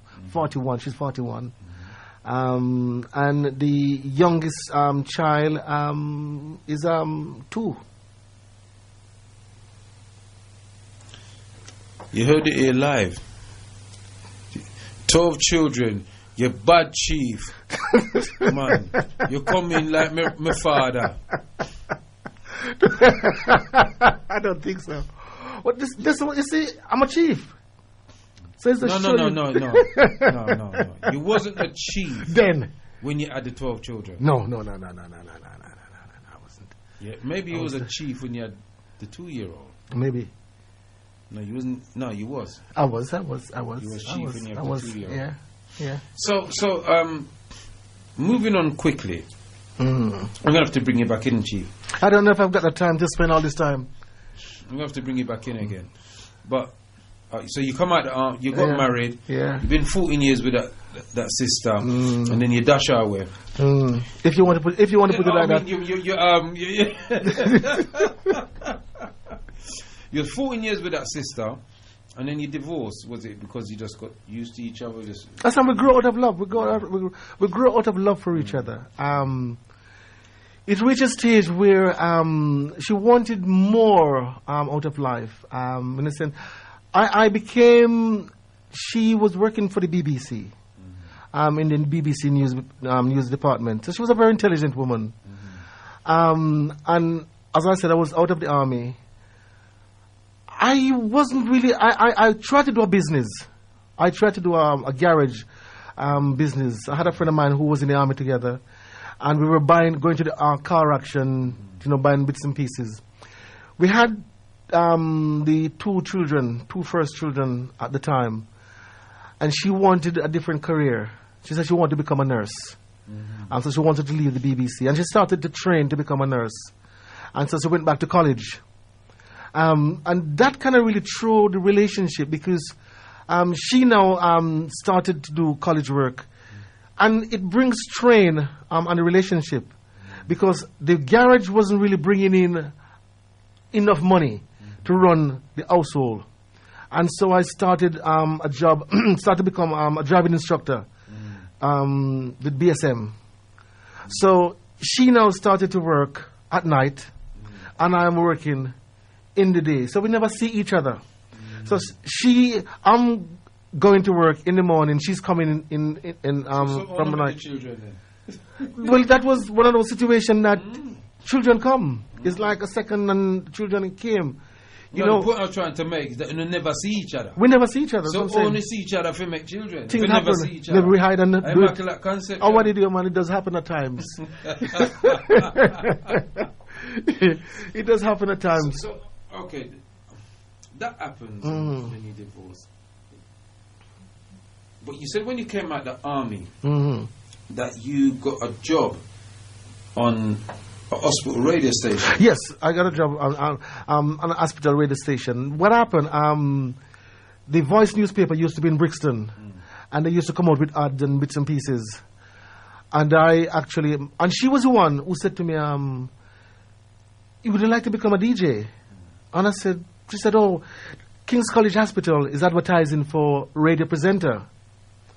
And I said, "Wow, yes." And so I cut out the ad paper, took it down to College Hospital, because they tell you the time, and I went there. And that time, King's College Hospital, they used to have that pipe thing that people used to have, these plastic thing they put in the ears. And they wanted to get rid of those. I don't know if you remember those things in the hospital. There was no hospital radio at the time. Yeah. Oh, yeah. Hospital radio used to come, one system in the hospital. Everybody hear the same one thing. You couldn't tune anything. And so they wanted to change out that system to put FM into the hospital. So they were setting up the hospital radio into the system. And so they were looking for presenters to come in. And I went in, and they have the BBC who came and started to give us trainers to become radio presenters and all of that. And so I became a radio presenter. So I would be in the BBC, I would be there. And then before you become a radio presenter, you have to join the NHS team to sell bits and pieces. So we used to sell cups and badges. We have to stand at the hospital door and outside and sell all of these things, dish towel and all of these things for the hospital trust. You have to do all of these things. So I did that for a while, did that for about 2 months before they allowed me to actually come in and start to actually handle the proper studio. And then I became a radio presenter. That was where I met Mama Margaret. Mama Margaret was a nurse, a matron on the ward. And I met Mama Margaret at the hospital. Because I used to go on the ward and take requests from patients and go and look and for... And then you go back in and you go and play the music, and they allow us to... because I want people to call in. So oh, you did end up get involved in Galaxy. What happened? I don't know if you remember a brother called Bank Manager. No. Right, we had a friend called Bank Manager who knew that I was in Kings, and he wasn't living far from me. We were talking one day, and he says to me, listen, Bridget want to set up a radio station, Bridget named James. He had 2 pubs, the Golden Anchor, and another pub, the Montpelier pub he used to run. And he said, I want to set up a station called Galaxy. So I said, all right. He said, you want to be a DJ? So I said, yeah.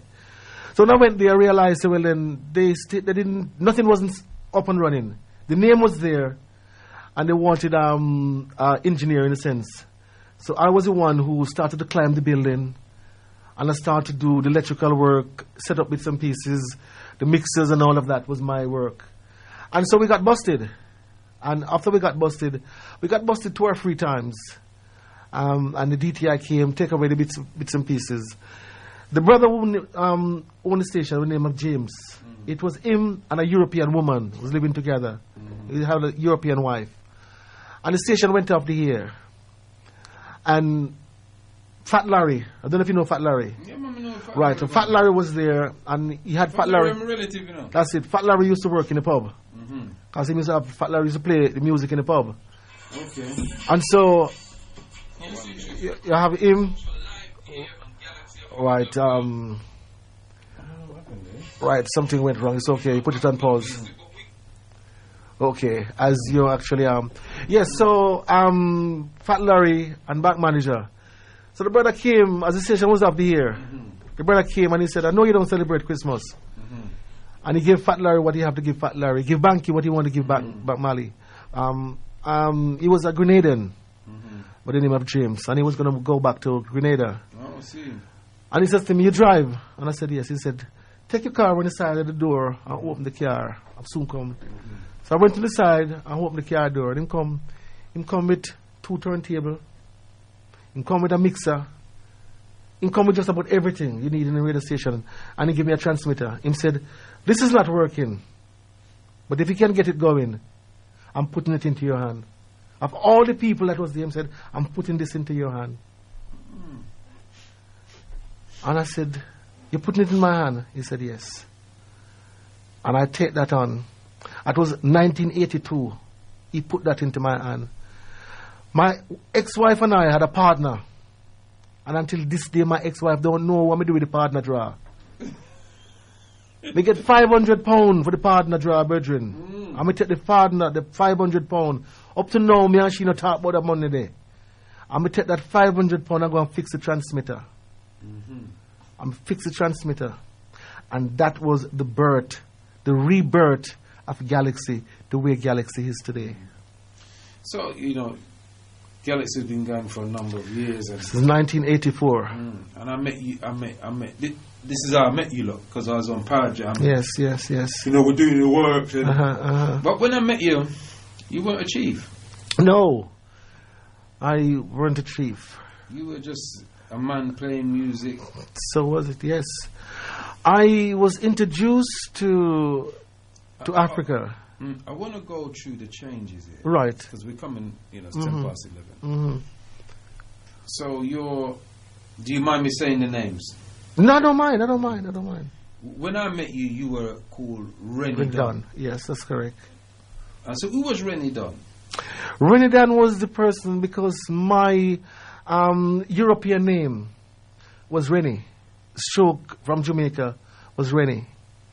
And just had the Dan to it. Because, those days you always had something to your name, or you change your name to something else. I didn't really change my name.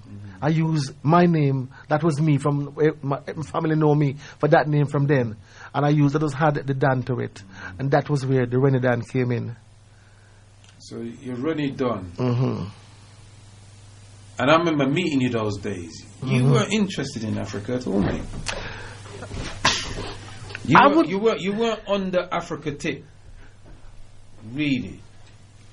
I was, but I don't think I was as deep culturally in my African. I wasn't together as much as I am now. But then I was always talking about Africa.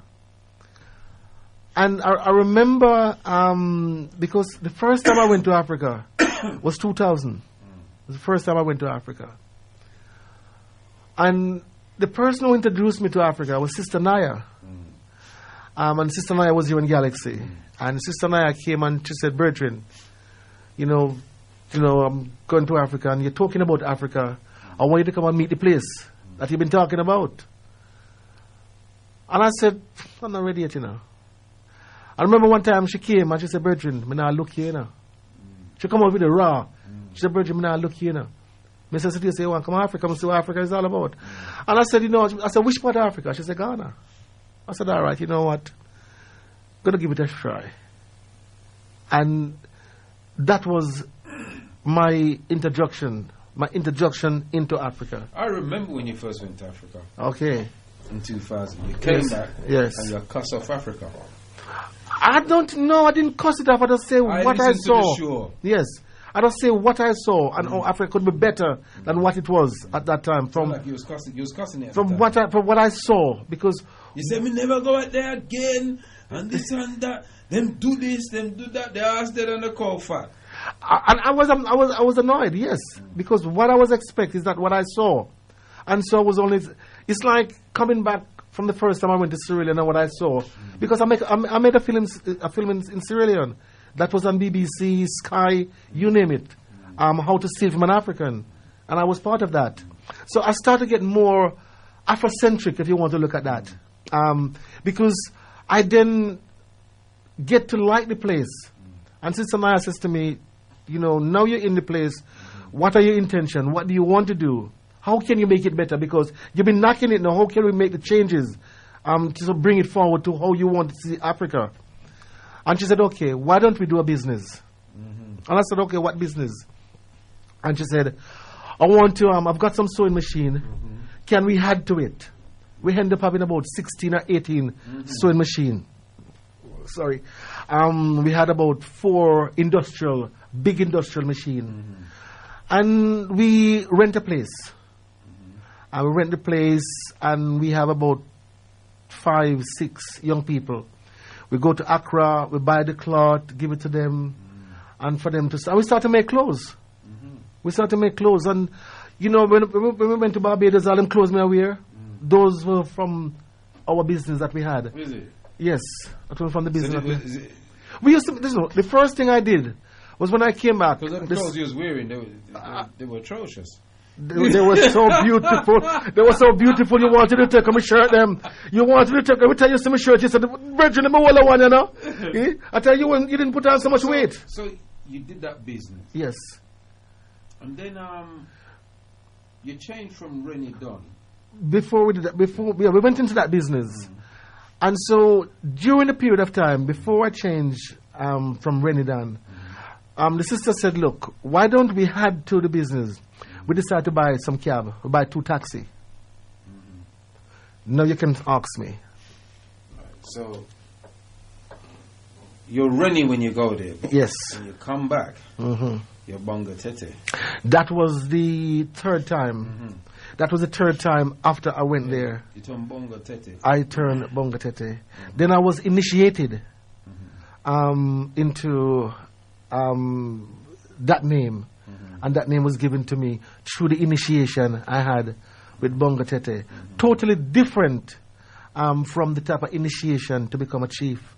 There's a different initiation. But the name change into Bonga Tete was an initiation to change into that name. And that name was given to me by the Krobo chief. That name was actually imparted on me. And then, you're Bonga Tete for a while. And then all of a sudden, you become chief. It's not all of a sudden. No, I'm just saying because of time. Yes. We're going to come back to that. Yes. The change now. Then I actually met Brother Abram. And Brother Abram introduced me into Sierra Leone. And so I started to make the move into Sierra Leone.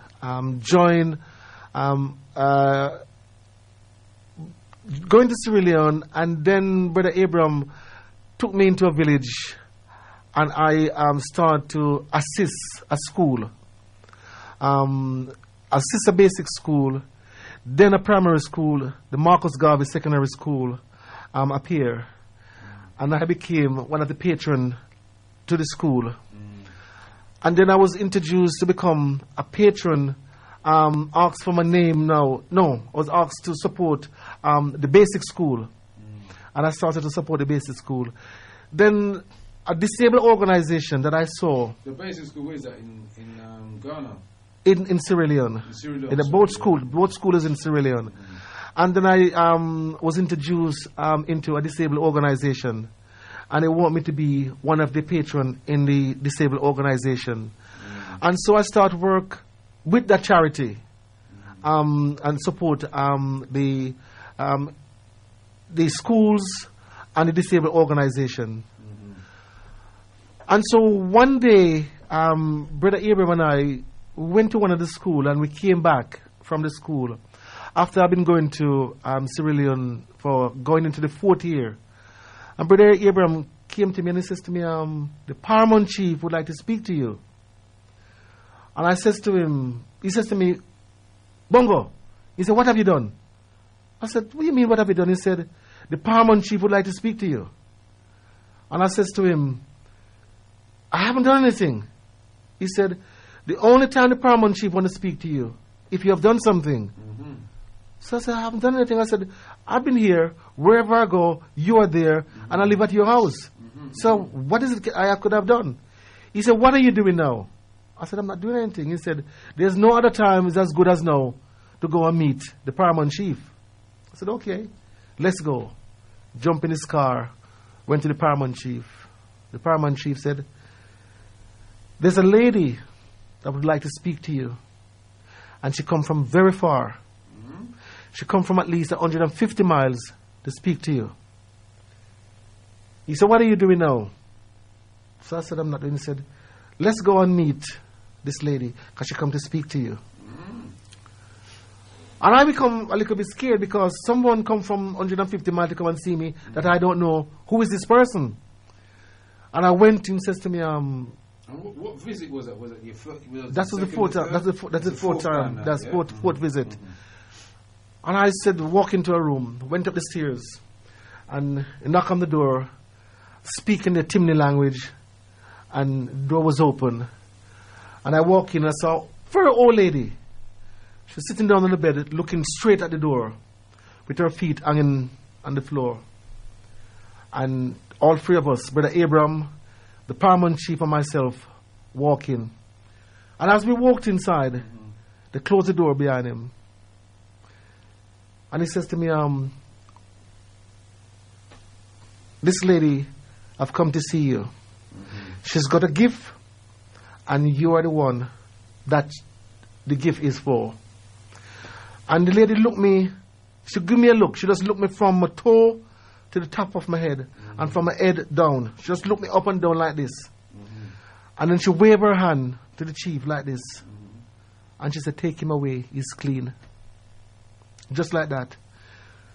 And I nothing more was said to me. We turned and went outside. And the chief looked at me and says to me, would you like to become a chief? Yeah, you my brother? And I said, I don't know. He said, that's why the lady is here to see you. Because she's got a gift that you're supposed to become a chief. And that's what she's here for. I said, well, if so be it, let it be. I have no choice. Because if that's gift supposed to hand it down to me, that is what I have to take. And that was the start of me becoming the chief. The next process was start to make preparation for me to go into the bush. And I went into, the next year I went, I was put into the bush for 14 days. Now that was scary. There are part of the ceremony I can speak about, and there are part of it I cannot talk about. Right? If you get what I'm saying. But as you said, you want to talk about it another time, so maybe another time we can actually... Well, I don't know people. I know that people's been getting problems getting through to the station. So here we're going to do. We're not putting up the lines. We got I'm going to give you about 15 minutes, and then the chief is going to have to go.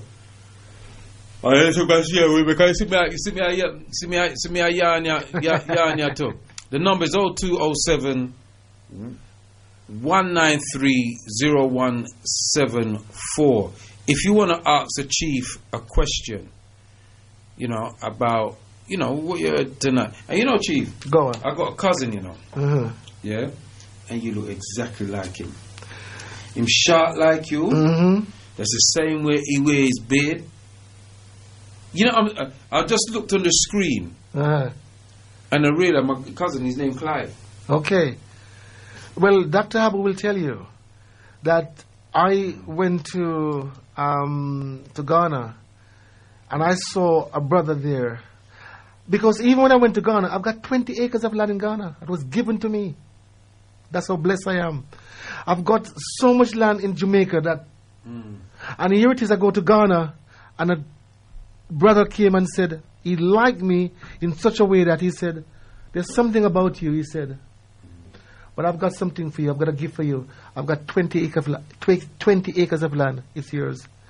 And that brother, if you take my head off my body and stick it on his body, you can't tell the difference between himself and I. Even Dr. Abu, who have been to Ghana and came back and said, Chief, I saw you look alike. There's no difference between you two. So that's the way things are, my brother. Right. As you were going to finish. Is this thing open or? Yes, it's open. It's 0207 193 0174. If you want to ask the chief, or you can send in a text on 073 779 20703. Yes, we're having an interview with Chief Prokumbabai. So you become a chief, but tell us a bit about that. While we wait for somebody to call, tell me some about the name Prokumbabai, Chief Prokumbabai. Prokumbabai. It means father of all chiefs. So you're father of all chiefs in Sierra Leone. In Sierra Leone. And my name at the moment, and one of the things that's happening, I meant to be training as a ceremonial chief. So my chiefdom is very high. It's not an ordinary chief, whereby my training train where I'll be able to marry somebody, I'll be able to put someone to rest. So if someone passed away, I'll be able to preside over that person on burial. And to cap it all, my name is not only Chief Prokumbabai. My name is Balagun Chief Prokumbabai London the First. I am the first stroke African Rastaman that have actually become a chief in Sierra Leone. So I have made history in Sierra Leone. And on top of that, but why Sierra Leone? You went to Ghana and that. How did you end up in Sierra Leone? I told you I met Brother Abram, and Brother Abram introduced me to Sierra Leone. And so, but I've got... Was you meet Brother Abram here? I met Brother Abram here. Brother Abram Kamara. Yeah. I met him here, and he come to Galaxy, and we became good friends. And so he said, you need to come and see what Sierra Leone... And I get drawn into Sierra Leone in a way that... And it'll show you how the ancestral spirit work.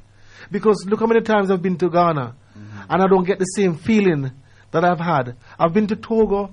I didn't have that feeling when I went to Togo. So I went to Guinea-Bissau, and I didn't have that feeling when I went to Guinea-Bissau. So whatever Sierra Leone have, the ancestral spirit. Maybe that's where your ancestors actually come from, that area. Then that's what they said. You know what I mean? That's what they said.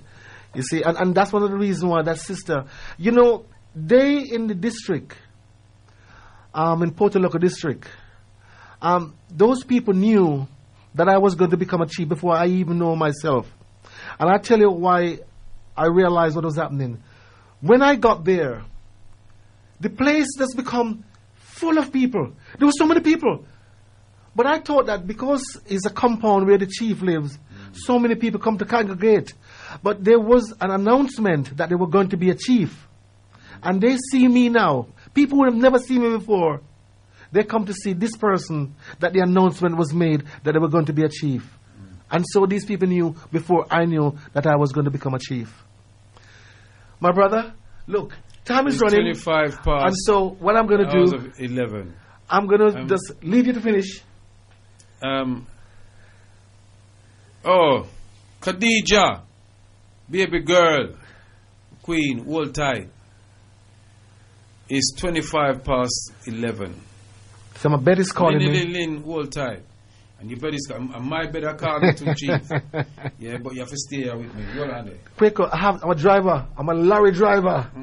And I cannot stay. I have to have X amount of sleep. All right. Yes, right? we know. Hold on. One more thing about the chief thing. So you become chief of chiefs in Sierra Leone? Yes. Father of all chief. chiefs. Father of all chiefs. In the whole of Sierra Leone? Yes. The father of all chiefs. How did it come by that you become chief of chiefs? Because of the name. And that's what I'm saying to you. This the process. I want to give you this when you're actually, not when you're tired, because there's a lot that you need to prompt me to get out of me. It's not for me to tell you. It's for you to ask to lead me into it, right? So, on the time you might ask questions, and I said that I cannot answer, than for me to lead you. So, because what's been happening, it's easier for me to left bit out, and so there's a big gap. Than if you now should lead that type of interview, so I can be able to fill the gap. 1 second before you go. Did you ever vision? When you were growing up at 15, or when you came to when you was in the army, that you would? Never ever. This was never even on my radar. That's this would have happened to me. I haven't got the faintest idea of what it would entail of becoming a chief. Never ever dawned on me. So if someone had come to me, say 15 or 10 years ago, and said, you will be a chief, how would you like that? And I would have said, no. That wouldn't be me. Because that never, as I said, that never grew on me, that I would have ever become a chief. So to show you how the ancestral spirit work, for me now to become a chief, with this journey that I've been taking, that has come through the journey. You know, I've gone through, and as I'm saying, I'd rather you go through this, because while I'm saying to you now, there's a bit that I've missed out in my life. There's part of it that I've missed out. Yeah. You've got a link there, right? There's bits that I've missed out. Quite a bit that I've missed out. That I haven't said to you. Otep caller, what's the name? Where you calling from? Vodum. My brother. Rise up the chief, you know. Isis. Yes, I just know, say, it's over 30 years I'm working with the chief, you know.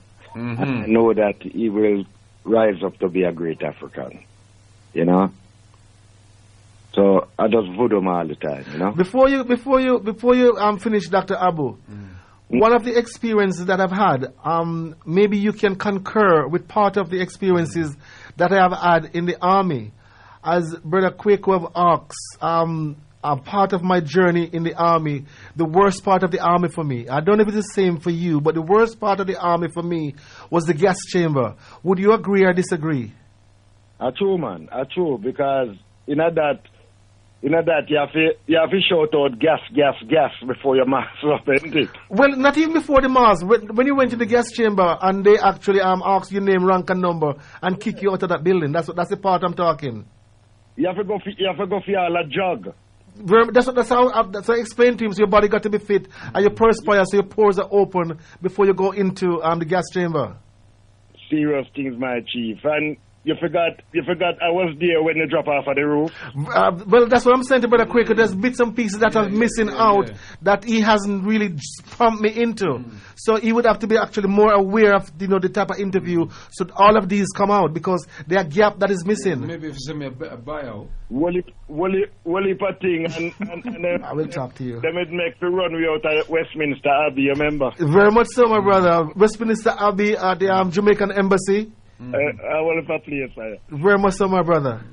So we have gone through the rope as a colleague from the army, my brother. Serious thing, blood. Serious thing. Give thanks. Anna, my chief. Give thanks. Isis. Anna, doctor. Anna, all the time. Otep. Yes, brother Omar. Otep. Rise up. Give thanks. Yes. Is there a question you got for the chief? Yeah, man, rise up. Boy, I want to take this time, my brother, to really rise up the chief because, as a brother that came on Galaxy, I'm listening to Galaxy for the last 3 years, I've been on Galaxy this year, and seeing the great platform that he has pursued and created and fight for, over the years, no matter what's going on. I just want to rise him up for his steadfastness and his strength and his ability to believe in himself and believe in Galaxy, where I am a part of now, and I've learned so much since the few months of the Galaxy. I really want to rise up the chief for being such a great person as he is. Give thanks, my brother. Give thanks, brother Omar. Give thanks. But you have to open up your mouth a bit more, brother Omar. Cause even when I listen to your show, I can't hear you because you have a sweet voice, too soft. Wait, my voice too soft? Yeah, you have to rise up your voice, man. Put some bass up in your voice so we can hear you.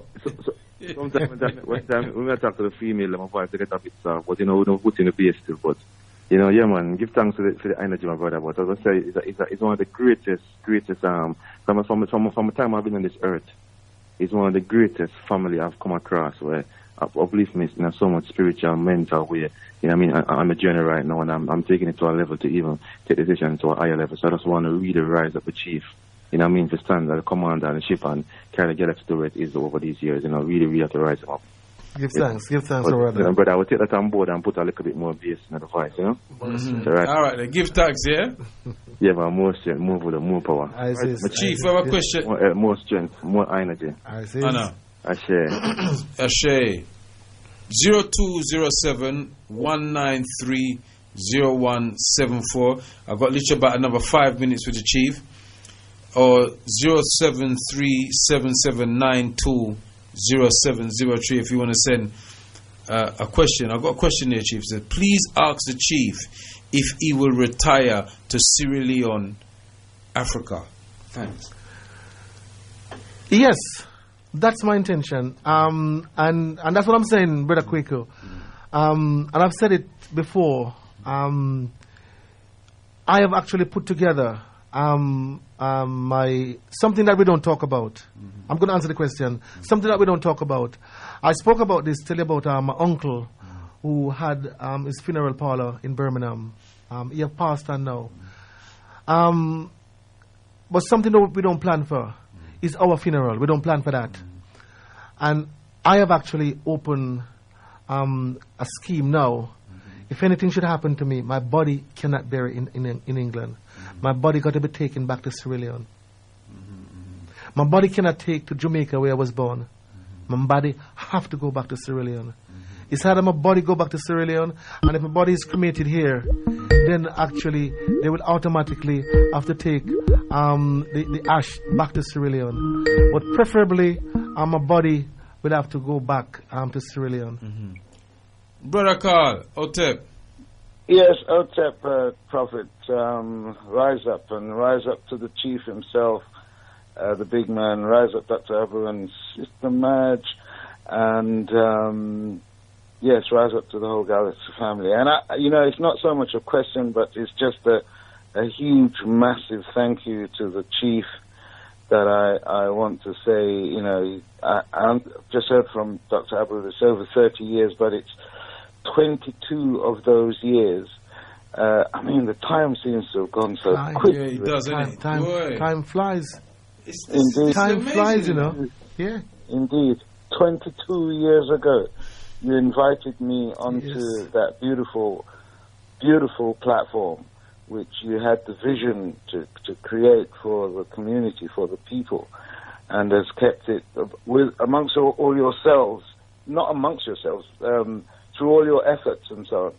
You've kept that going, and just want to say a huge, massive thank you, because that platform which you presented me with, in order to reach out to the community, and the community has just been really wonderful ever since. And as you know, I'm not changing the subject, but I have to give thanks, because it is as a result of what you did, Chief, 22 years ago, that to just in a few days' time, we're finally reached that journey where we've been fighting to get to, at least.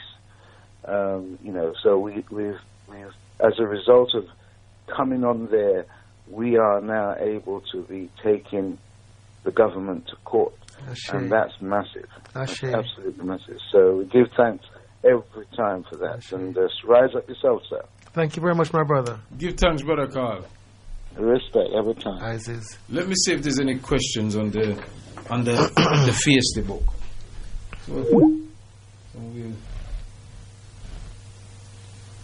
Right. No, come we shut it down early. Okay, Shut it down early so people must I see something jump up there.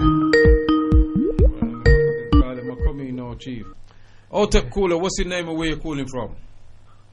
Hotep Prophet, Brother Jeff. Brother Jeff. Black Pride, straight. Yes, sir. And the Chief. Is this the very Chief of Cumber Boy? Brother Jeff, my brother. Yes, sir. Brother Chief, you're inspiring story. I mean, responsible of your strength, your tenacity. I have to give you my respect to you and for what you've undergone in the last few decades. You know, the Shegras you've endured, the Shegras you've endured, it's not been easy, but you've survived it, and you've come through, you've prospered, and we're proud of you, you know what I mean, Chief? Thank you very much, my brother, thank you. That's what I can say, Butcher. I mean, what can I say? What can I say? Your strength, your vision, your leadership for these dark times, man. We're going to get there, Chief. We'll get there. I mean, we will, my brother. By the grace, yes, we will. No choice.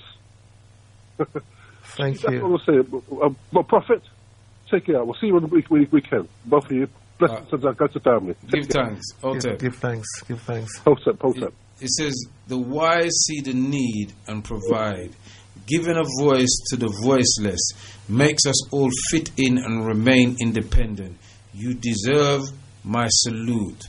Muta Kilimanjaro. Give thanks, my brother Kilimanjaro. I appreciate word of wisdom, my brother. Thank you very much. One more, Chief. Yes. Enough memories, Chief. I felt the same way as Chief when I arrived in England, especially the outdoor titles. Rise Up Galaxy. Another brilliant unsung hero show, Prophet Kwaku. Give thanks. Bless up. Yeah, go on, Chief. It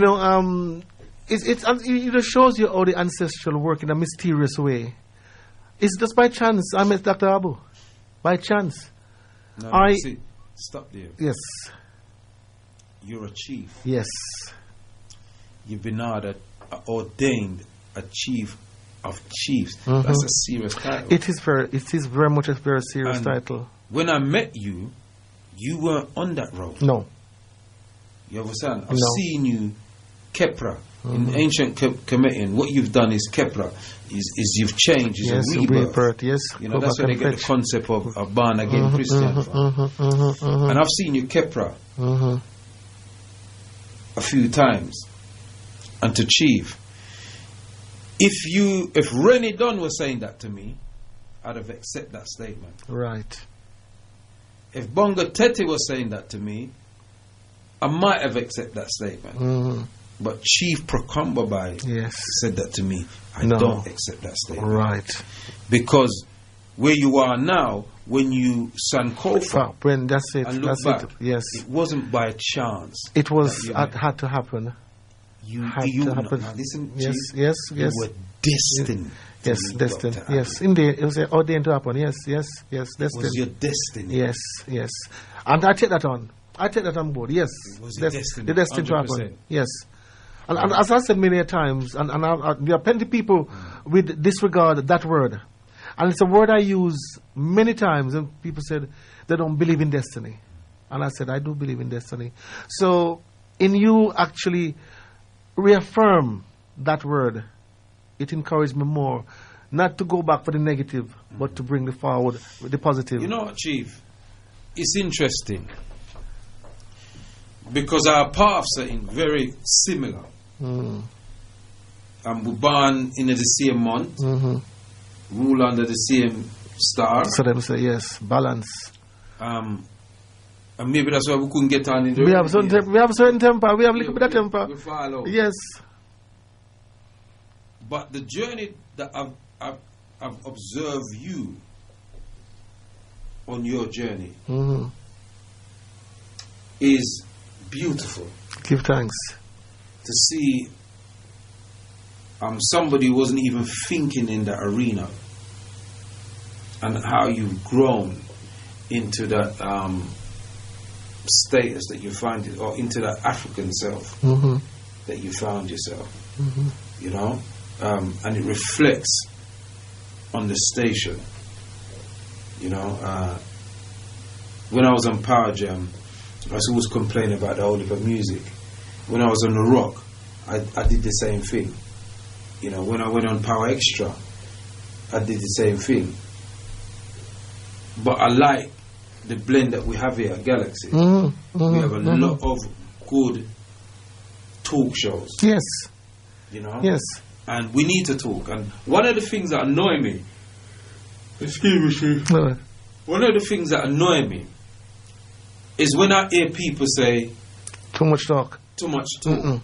But the very same people sit down and watch LBC, listen to LBC. There you go. They don't tell them it's too much talk, no. but they're telling us it's too much talk. Yes. You have to speak, because our mouths were shut for 500 years. So we have a whole heap of talking. A lot of things, lot of talking coming out.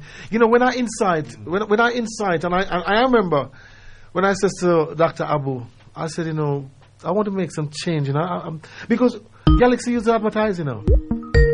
We used to advertise, and we decided, and I said, no, I'm going to stop advertising. I want to do... Hold on there, brother. Let the chief finish. I want to do some talk. I said, we don't talk. And I want to have Galaxy to talk. I said, we want to talk. So let's try and see if we can enhance.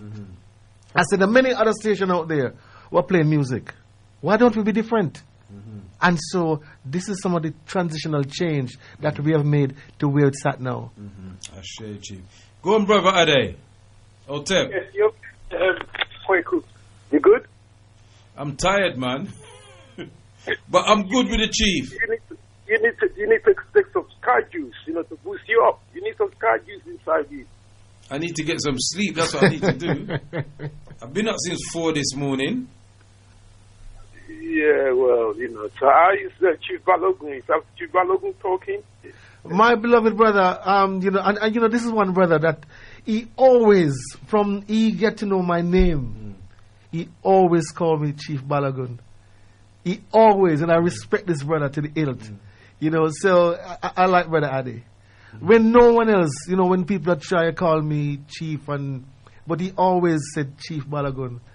And I respect that. Brother Adi, more strength to you, my brother. We're feeling most Balogun. No, because I mean, in Yoruba, the name Balogun is a big name. You know, it's a clan. You know, it's a clan, Nigerian. Balogun, you know, it's a popular name generally. It's a clanship name, but it's also a name. You know, and it's related to it's somebody who's a noble, someone who's titled. You know. Right. You know, so it's all good. It's all good, you know. So, thank you, Brother Adi. Yeah. Okay. More strength to you. Give thanks, Brother Adi. Okay, then. Thank you, Odeche. Thank you. Odabo.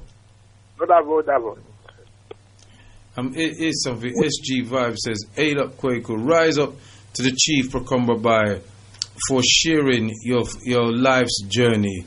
Truly an honor to be a part of the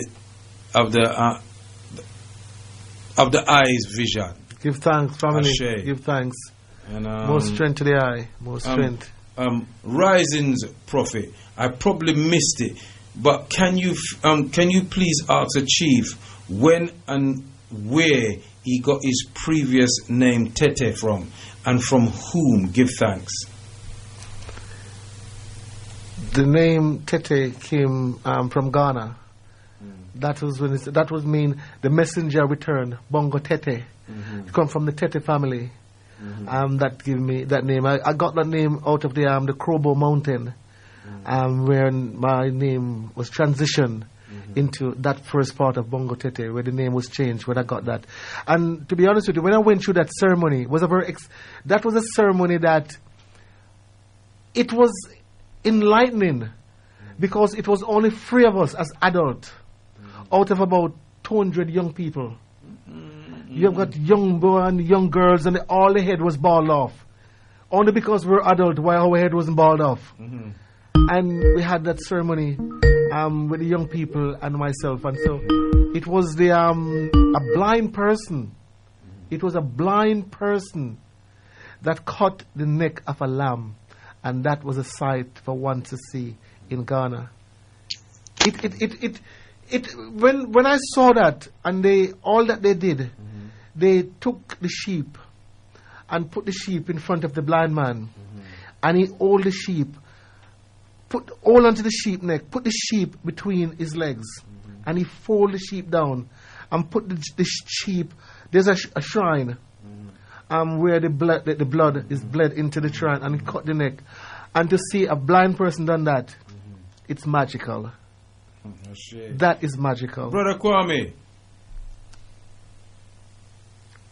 Brother Kwame, mute his phone. Unmute your phone. Yes. And to say, Boko. Greetings to yourself and the chief, Nana. My brother. We have to advise you for the great work you do for the community, for Galaxy. I just wanted to ask you a couple of quick questions. Go on. One, do you think that the black media per se in the UK has failed the black community? And two, where do you see Galaxy in 10 years' time? And this is a question that I'm no. Galaxy is not a stationary beacon. Galaxy is transitioning, it's moving. But I want to see Galaxy in the next light, where the young people can take it as that medium that they can use to express, as you've got other medium that can be known around the world. And that is the direction I want to see Galaxy. Okay. The black media here, I don't think the black media, as they're not supportive as they should. Because what has happened to me, what I see is the black media is entwined in whiteness. They're not pure as they should. And I think because of that, it disables us. So we don't get to expand as we should. So we can bring our enlightenment that we'd like to bring forward. Because if we're afraid to say certain things because we don't want to upset the other side of people who are among us. Well, I think the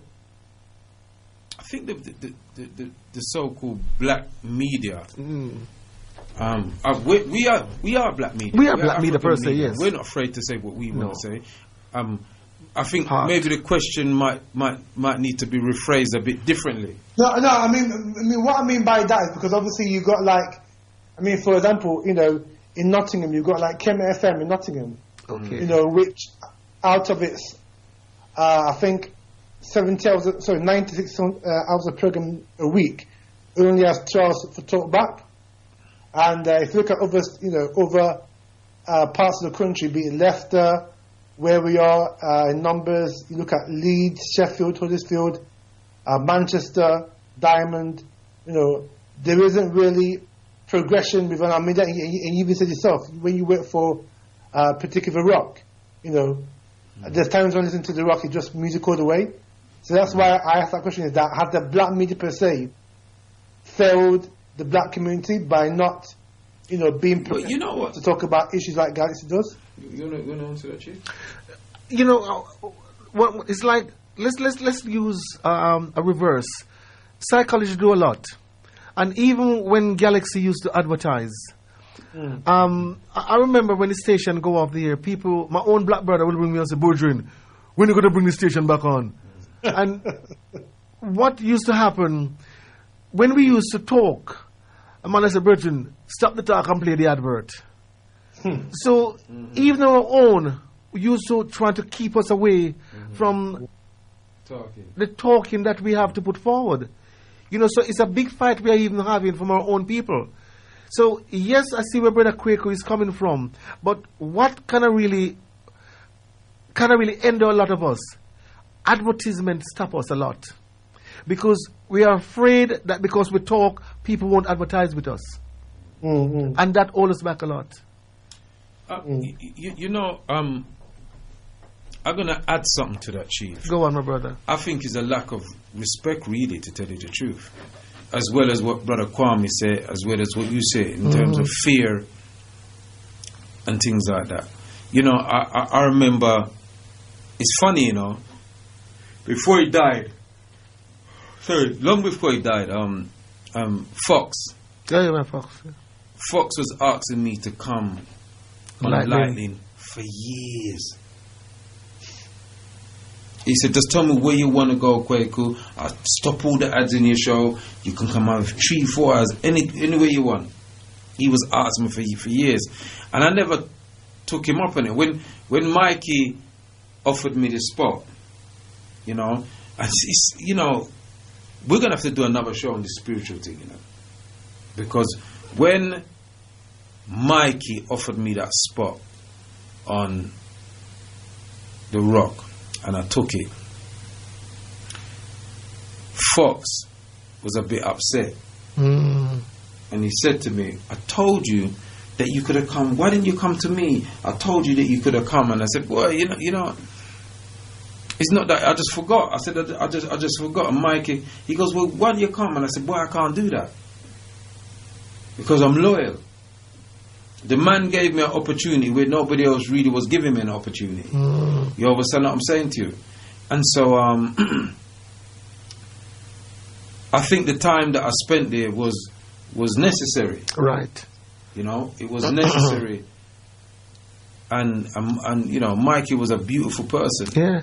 He was a beautiful person. And he's part of my libation every morning. Him and Fox. You know? Yeah. So you know, I think that what it is that our people are afraid. They don't mind ringing up these other places, but because we have no bars out there, I mean, we don't cost bad word and all them, so but we slip a bit, but we don't do that. You understand me? We're quite articulate in the things that we do. Yeah, and so you know, I think it's a bit more than that. I think we need to have another show on that. Go on, Kwame. But you know, do you think then that you know, there's a couple of things. So one, do you think that black media, and I have to use the term black media because obviously this media, you know, plays music that you don't hear on the mainstream. So obviously, like a lot of the stuff that Galaxy plays, Diamond FM, you know, in Manchester, Kemet in Nottingham, you know, play. That doesn't get played nationally on commercial radio, apart from One Extra, and apart from, you know, Capital, Choice FM, which is now Capital Extra 1. But those two things came into force because you had stations, you know, back in the day, you had these power stations in the 80s, or 90s in particular, that were playing a lot of black music that mainstream media wouldn't necessarily play. So what I'm saying is that in terms of how the black media, how that has evolved since the 80s up until now, is there a feeling that the black media has now become irrelevant because it lacks a pertinent talk content? And if it is, what is the future for black media in the UK? Right. 2 final points. All right. Let me say this to you. Galaxy have set a precedent among community radio stations. And this is something that we can prove because this is something that we take to court. Galaxy is the first community radio station. No other station have done this. We have said that we'll never play derogatory music. That was in the Guardian newspaper. The Guardian come out and said, if a station, a commercial station like the BBC, who is playing derogatory music, and a so-called pirate station can defy from playing these music, it shows you the difference between this station and the BBC, and that was in the newspaper. We even take that cutting to court to show the judge the work that we, Galaxy, was doing in the community. And we have said no other station have done that. And that was one of the mitigated evidence that we took into the court to show the court the writing that we had in the Guardian at that time. So changes can be made, but it's how we make that change and who embrace the change that we're putting forward. There are many people out there. And the key thing, Chief, is not being afraid to change. Exactly. That is it. And that's what I was saying to, it's like before you came, I was talking to Brother Arno. And I said, Brother Arno, there are many, we're having a cyber attack. And there are many listeners who rang us up and said they're having problem in picking up the station because our Google search engine is down. Brother Arnold said, yes, Chief, but changes got to be made and there are other places that the listeners can use to find the station. And I said, yes, I hear you. But it so happened that people get used to, for example, this type of search engine. And they won't go nowhere else unless they can find it through that engine. And he said, so it just shows you there's some people who want to make the change and some who decide not. We won't make no change. We accept what is there and that's only. Yeah, I think and it's incumbent on us to make the people aware that there's other mediums that they can. And that's what he was saying. People download Simple Radio, then you can get Galaxy on Simple Radio. And for me, it's the only one that I can use now. Zeno, you can't get Zeno. Zeno for me on my phone is rubbish. Yeah, it cuts out, it sticks, and then you start sounding like a Dalek and all sorts of stuff. But on the Simple Radio, they put ads on, but you can hear. Look, Kwame, if you want to say the last thing is coming up to 12 o'clock, I'm going to done because I'm tired. Chief is tired. Very much so. Yeah, and both of our beds are calling us to come home.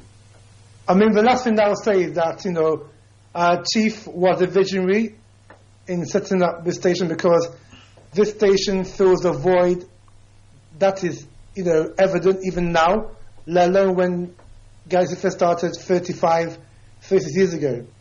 So, I have to rise up the Chief for having the vision to actually institute something that's there. And this is what we as a people need. We need our own institutions, to tell our own story the way that is, because mainstream media isn't really going to tell our story and isn't really going to cater for our beliefs and opinions. And I think it's important that as a black people we have a voice, and if we don't have a voice, that's when we die as a community. So this is why we need more stations like Galaxy, and this is why Galaxy is an important force and tool in the black media in the UK. Give thanks. Give thanks. Give thanks, my brother. No more calls. Tune in option free. You go to tune in option free. We just see that face and you click onto that face. That comes up without any problem. Yeah, if you go into tune in option free, you won't have no problem with that. I'm going to use Chief's favorite word. No more calls. No more calls. No more calls. Yeah, that's it. We're coming at 1 minute. There's some WhatsApp and I think there's a couple of texts. I'm going to read them out, and then I'm going to read them out, and then that's going to be, and then I'm going to let the Chief say his last words. And he's a good word. I'm sorry to be yarning over the phone, but why? You see, you can't do liberation work and work same time. It don't go together. Well, there you go. It just doesn't go together. There you go. It doesn't go together.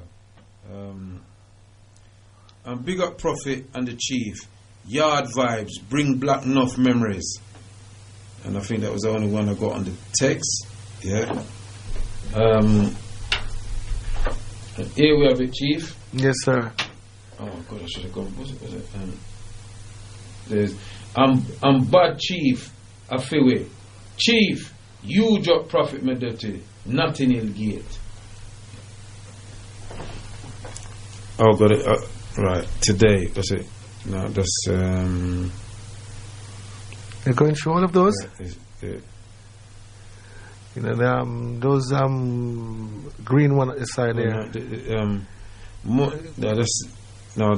Is it this one? I don't know. Please ask the Chief. Yeah. I asked the last question about retiring. Can I ask the Chief if he has a quick temper or is he a patient person. I do like listening to the chief on Friday evening. He always have a tale about his workplace, etc. Telephony. Thank you for Galaxy Afiwe. Sis V is, should say, totally funny. Sorry about the typos. I used to have a quick temper, but through the transition, that have helped me a great deal. To look within and to fetch that I didn't activate.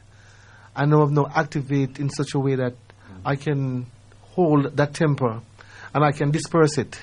I can disperse it. You've got control of it now. I've got control of it in more ways than one. It's a lesson I taught the children in the moral philosophy class that I teach at our Saturday school. I did a lesson on master yourself. Because nobody can master you. No. People can punish you, people can discipline you, but nobody can master you. And that's one of the things that why they take you into the bush. They take you into the bush so you can see yourself. Because only you know who you are. But you don't know who you are until it's like you go inside and take out that you haven't seen, and you look at yourself. Going into the bush, it helps you to see that person. It helps you to see you. yourself. and it's a great knowledge of experience that I would have loved everyone to see what I saw by going into the bush. It is great, and I would love my people to see that. Only a pity. Sorry, Chief. No, I said only a pity. Manners, honor, respect to my lovely chief. I salute you. A real pleasure knowing that I, Sister Tafara, more strength. Give thanks, sis. I love the talk shows. I'd like even more. Any station can play music. We need to talk and express our views. This is the only station that allows us to do that with no restrictions.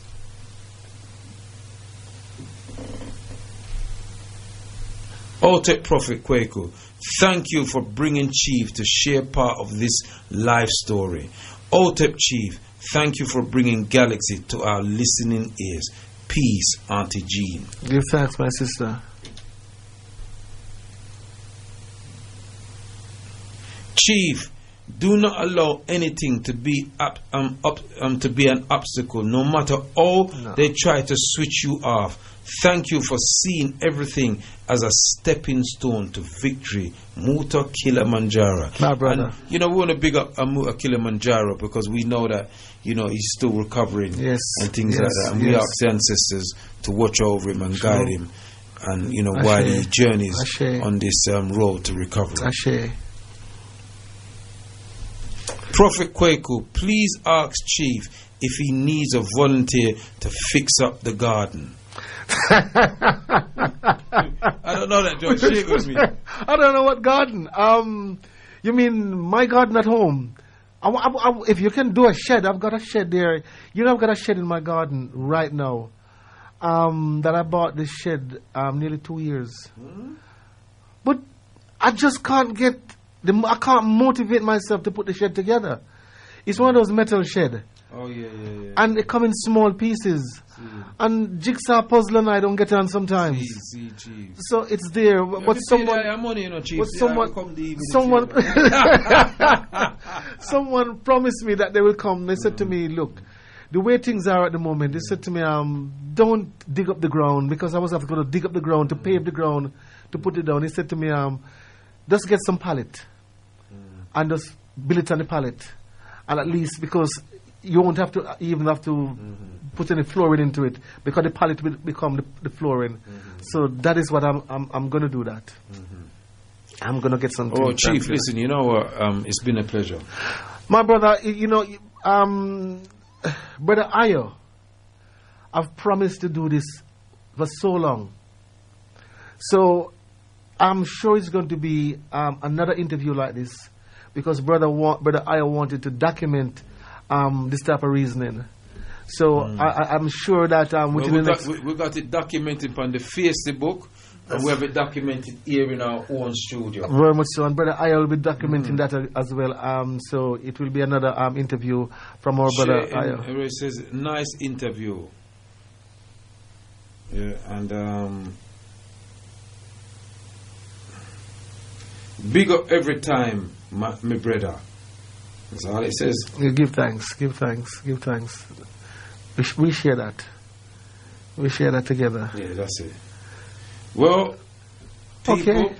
You know, Chief, you got any last words you want to say? Well, you know, all I would like to say to my brothers and sisters who are listening to us, you know, it's a journey. And as Brother Kwame have asked, and I said, you know, Galaxy is not a stationary beacon. We're not stationary.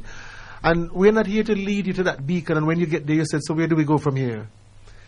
We all take the journey together, and this journey is not a journey that we will find diversion, but as long as we're heading for the same way as African people, being Pan-African is not easy.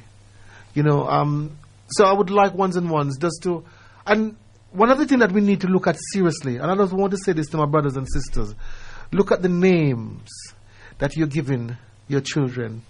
It's very, very important. The names that you're giving your children. You know, Brother Kwaku, that I haven't said to you. I've said it on more than one occasion, and I think one of our sisters we had on Galaxy kind of touched on that. My name, the name Pakam Brabai, did not come out of the mouth of an individual. The name comes out of the mouth of a fish. Okay? So there's a lot more into the transition. I went through a process of the rebirth through a water, the clearness of a water.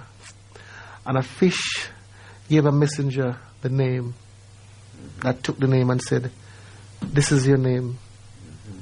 So if you believe in the ancestral spirit through the dimension of Africanness, you'll understand that the name is much more deeper. You know, a lot of people are saying to me, I'll say this to you, a lot of people are saying to me, I used to hug a lot. All my sisters, I see them and I hug them. I've stopped that. I am not allowed to hug as I used to. There are places that I'm not allowed to go. So it kind of really, it refines me. I am in a refinement mood at the moment. And people will understand what being a chief is all about. They see you and they won't touch you because they know you're not supposed to be touched unless I actually embrace you to touch me. Other than that, you're not supposed to touch me. I keep you away from me. So I don't do all of the touching I used to do. Not because I used to do it yesterday, I'm supposed to do it today. It's because of the transition that I'm going through. I'm not allowed to do all of that. You know, so, and going to certain places, I'm not allowed to take on negative entity that will end me a lot. From end me, yes, from go through a certain. As I was saying to you a few strong ago, that happened to me where one of my ancestors came to see me. Yeah, you tell me. She didn't come to hurt me, but it wasn't. I've got negative and positive, but it wasn't one of those who were with me. She came to frighten me. Something happened during this transition of my life where she came to frighten me. She came to look at me. And she came, and when she looked at me, I chased her. I said, get out of my house. Just like when I'm speaking to you now, that's exactly how I'm speaking to this person, away from the person having a face. The person never have no face, and she never have no feet. And she just glide away from me, and I run her after her, and I said, get out of my house. I said, get out. Now, if she did come in good faith, she wouldn't have tried to frighten me. I think she was more frightened than I, because when I opened my eyes and look at her, she pulled away from me. She was actually hanging over me, looking down on me. And when I opened my eyes and look at her, then she pulled away. It's as if I frightened her. You see, so we go through certain transition that we don't know until certain things happen. And it take you back to say, this is why that happened, or this is why that happened. You know, so I'm going through that at the moment. My Chief, brother, thank you. Chief, it's been a pleasure. It's been a pleasure. And I embrace it past my bedtime. And I want to do it again, and I think I might just do it in your show. We're not so tired. You won't do it in my show, I won't love you. Well, You will take away my show. So I want to do it in your show. Listen. Thank you very much, all right? Chief, listen, it's been a pleasure, and it's an honor that you know, when I came back to Galaxy, and I remember the first show that I did, first official show I did, I felt free. That's the freedom of Galaxy, my brother. Yeah, no, I felt free. I felt like I never had nothing. As much as when I was on the rock, it was good while it lasted, and Mikey did everything to accommodate me and everything. He was getting a lot of fight from other members on the station. They didn't want the show. I felt I could say what I want, but there was a slight restriction. I don't have none here. That's good. And that's I say, good. but that's it, part. Give thanks. Give thanks. Give thanks. So, that's it, people. It's that time now, and the chief, I forgot I'm yard. Oh yes. Yeah, the chief, I forgot I'm yard. And you got to go to your yard. And me, I forgot mine. Oh, what a journey. Yeah. And so I'm just gonna say, may the ancestors watch over all of us who's watching this station, on the Facebook, wherever you are in the world as Africans. We have to find a way to work together. Rebel says, large up, chief. Yeah. And may the ancestors watch over, chief. Thank you. Bless and guide you. Thank you. In your journey as a chief. See? And may Galaxy rise like a phoenix out of the ashes. Oh, yes. So we give thanks and praise unto the ancestors. We say, Modubafu to our ancestors. And as I would say from our ancient comedians, Itepe Nekejea Senebe. Divine peace, long life, stability, and good health. Hotep. Give thanks, family. Because we have much. We give because we know what it's like not to have. Our family, the Galaxy family, a Fury family, whether home or Chief, love this tune. Face the book, that's it. Yeah? Hotep face the book. Until the next time. Great Sugar Miner. So the Chief has gag,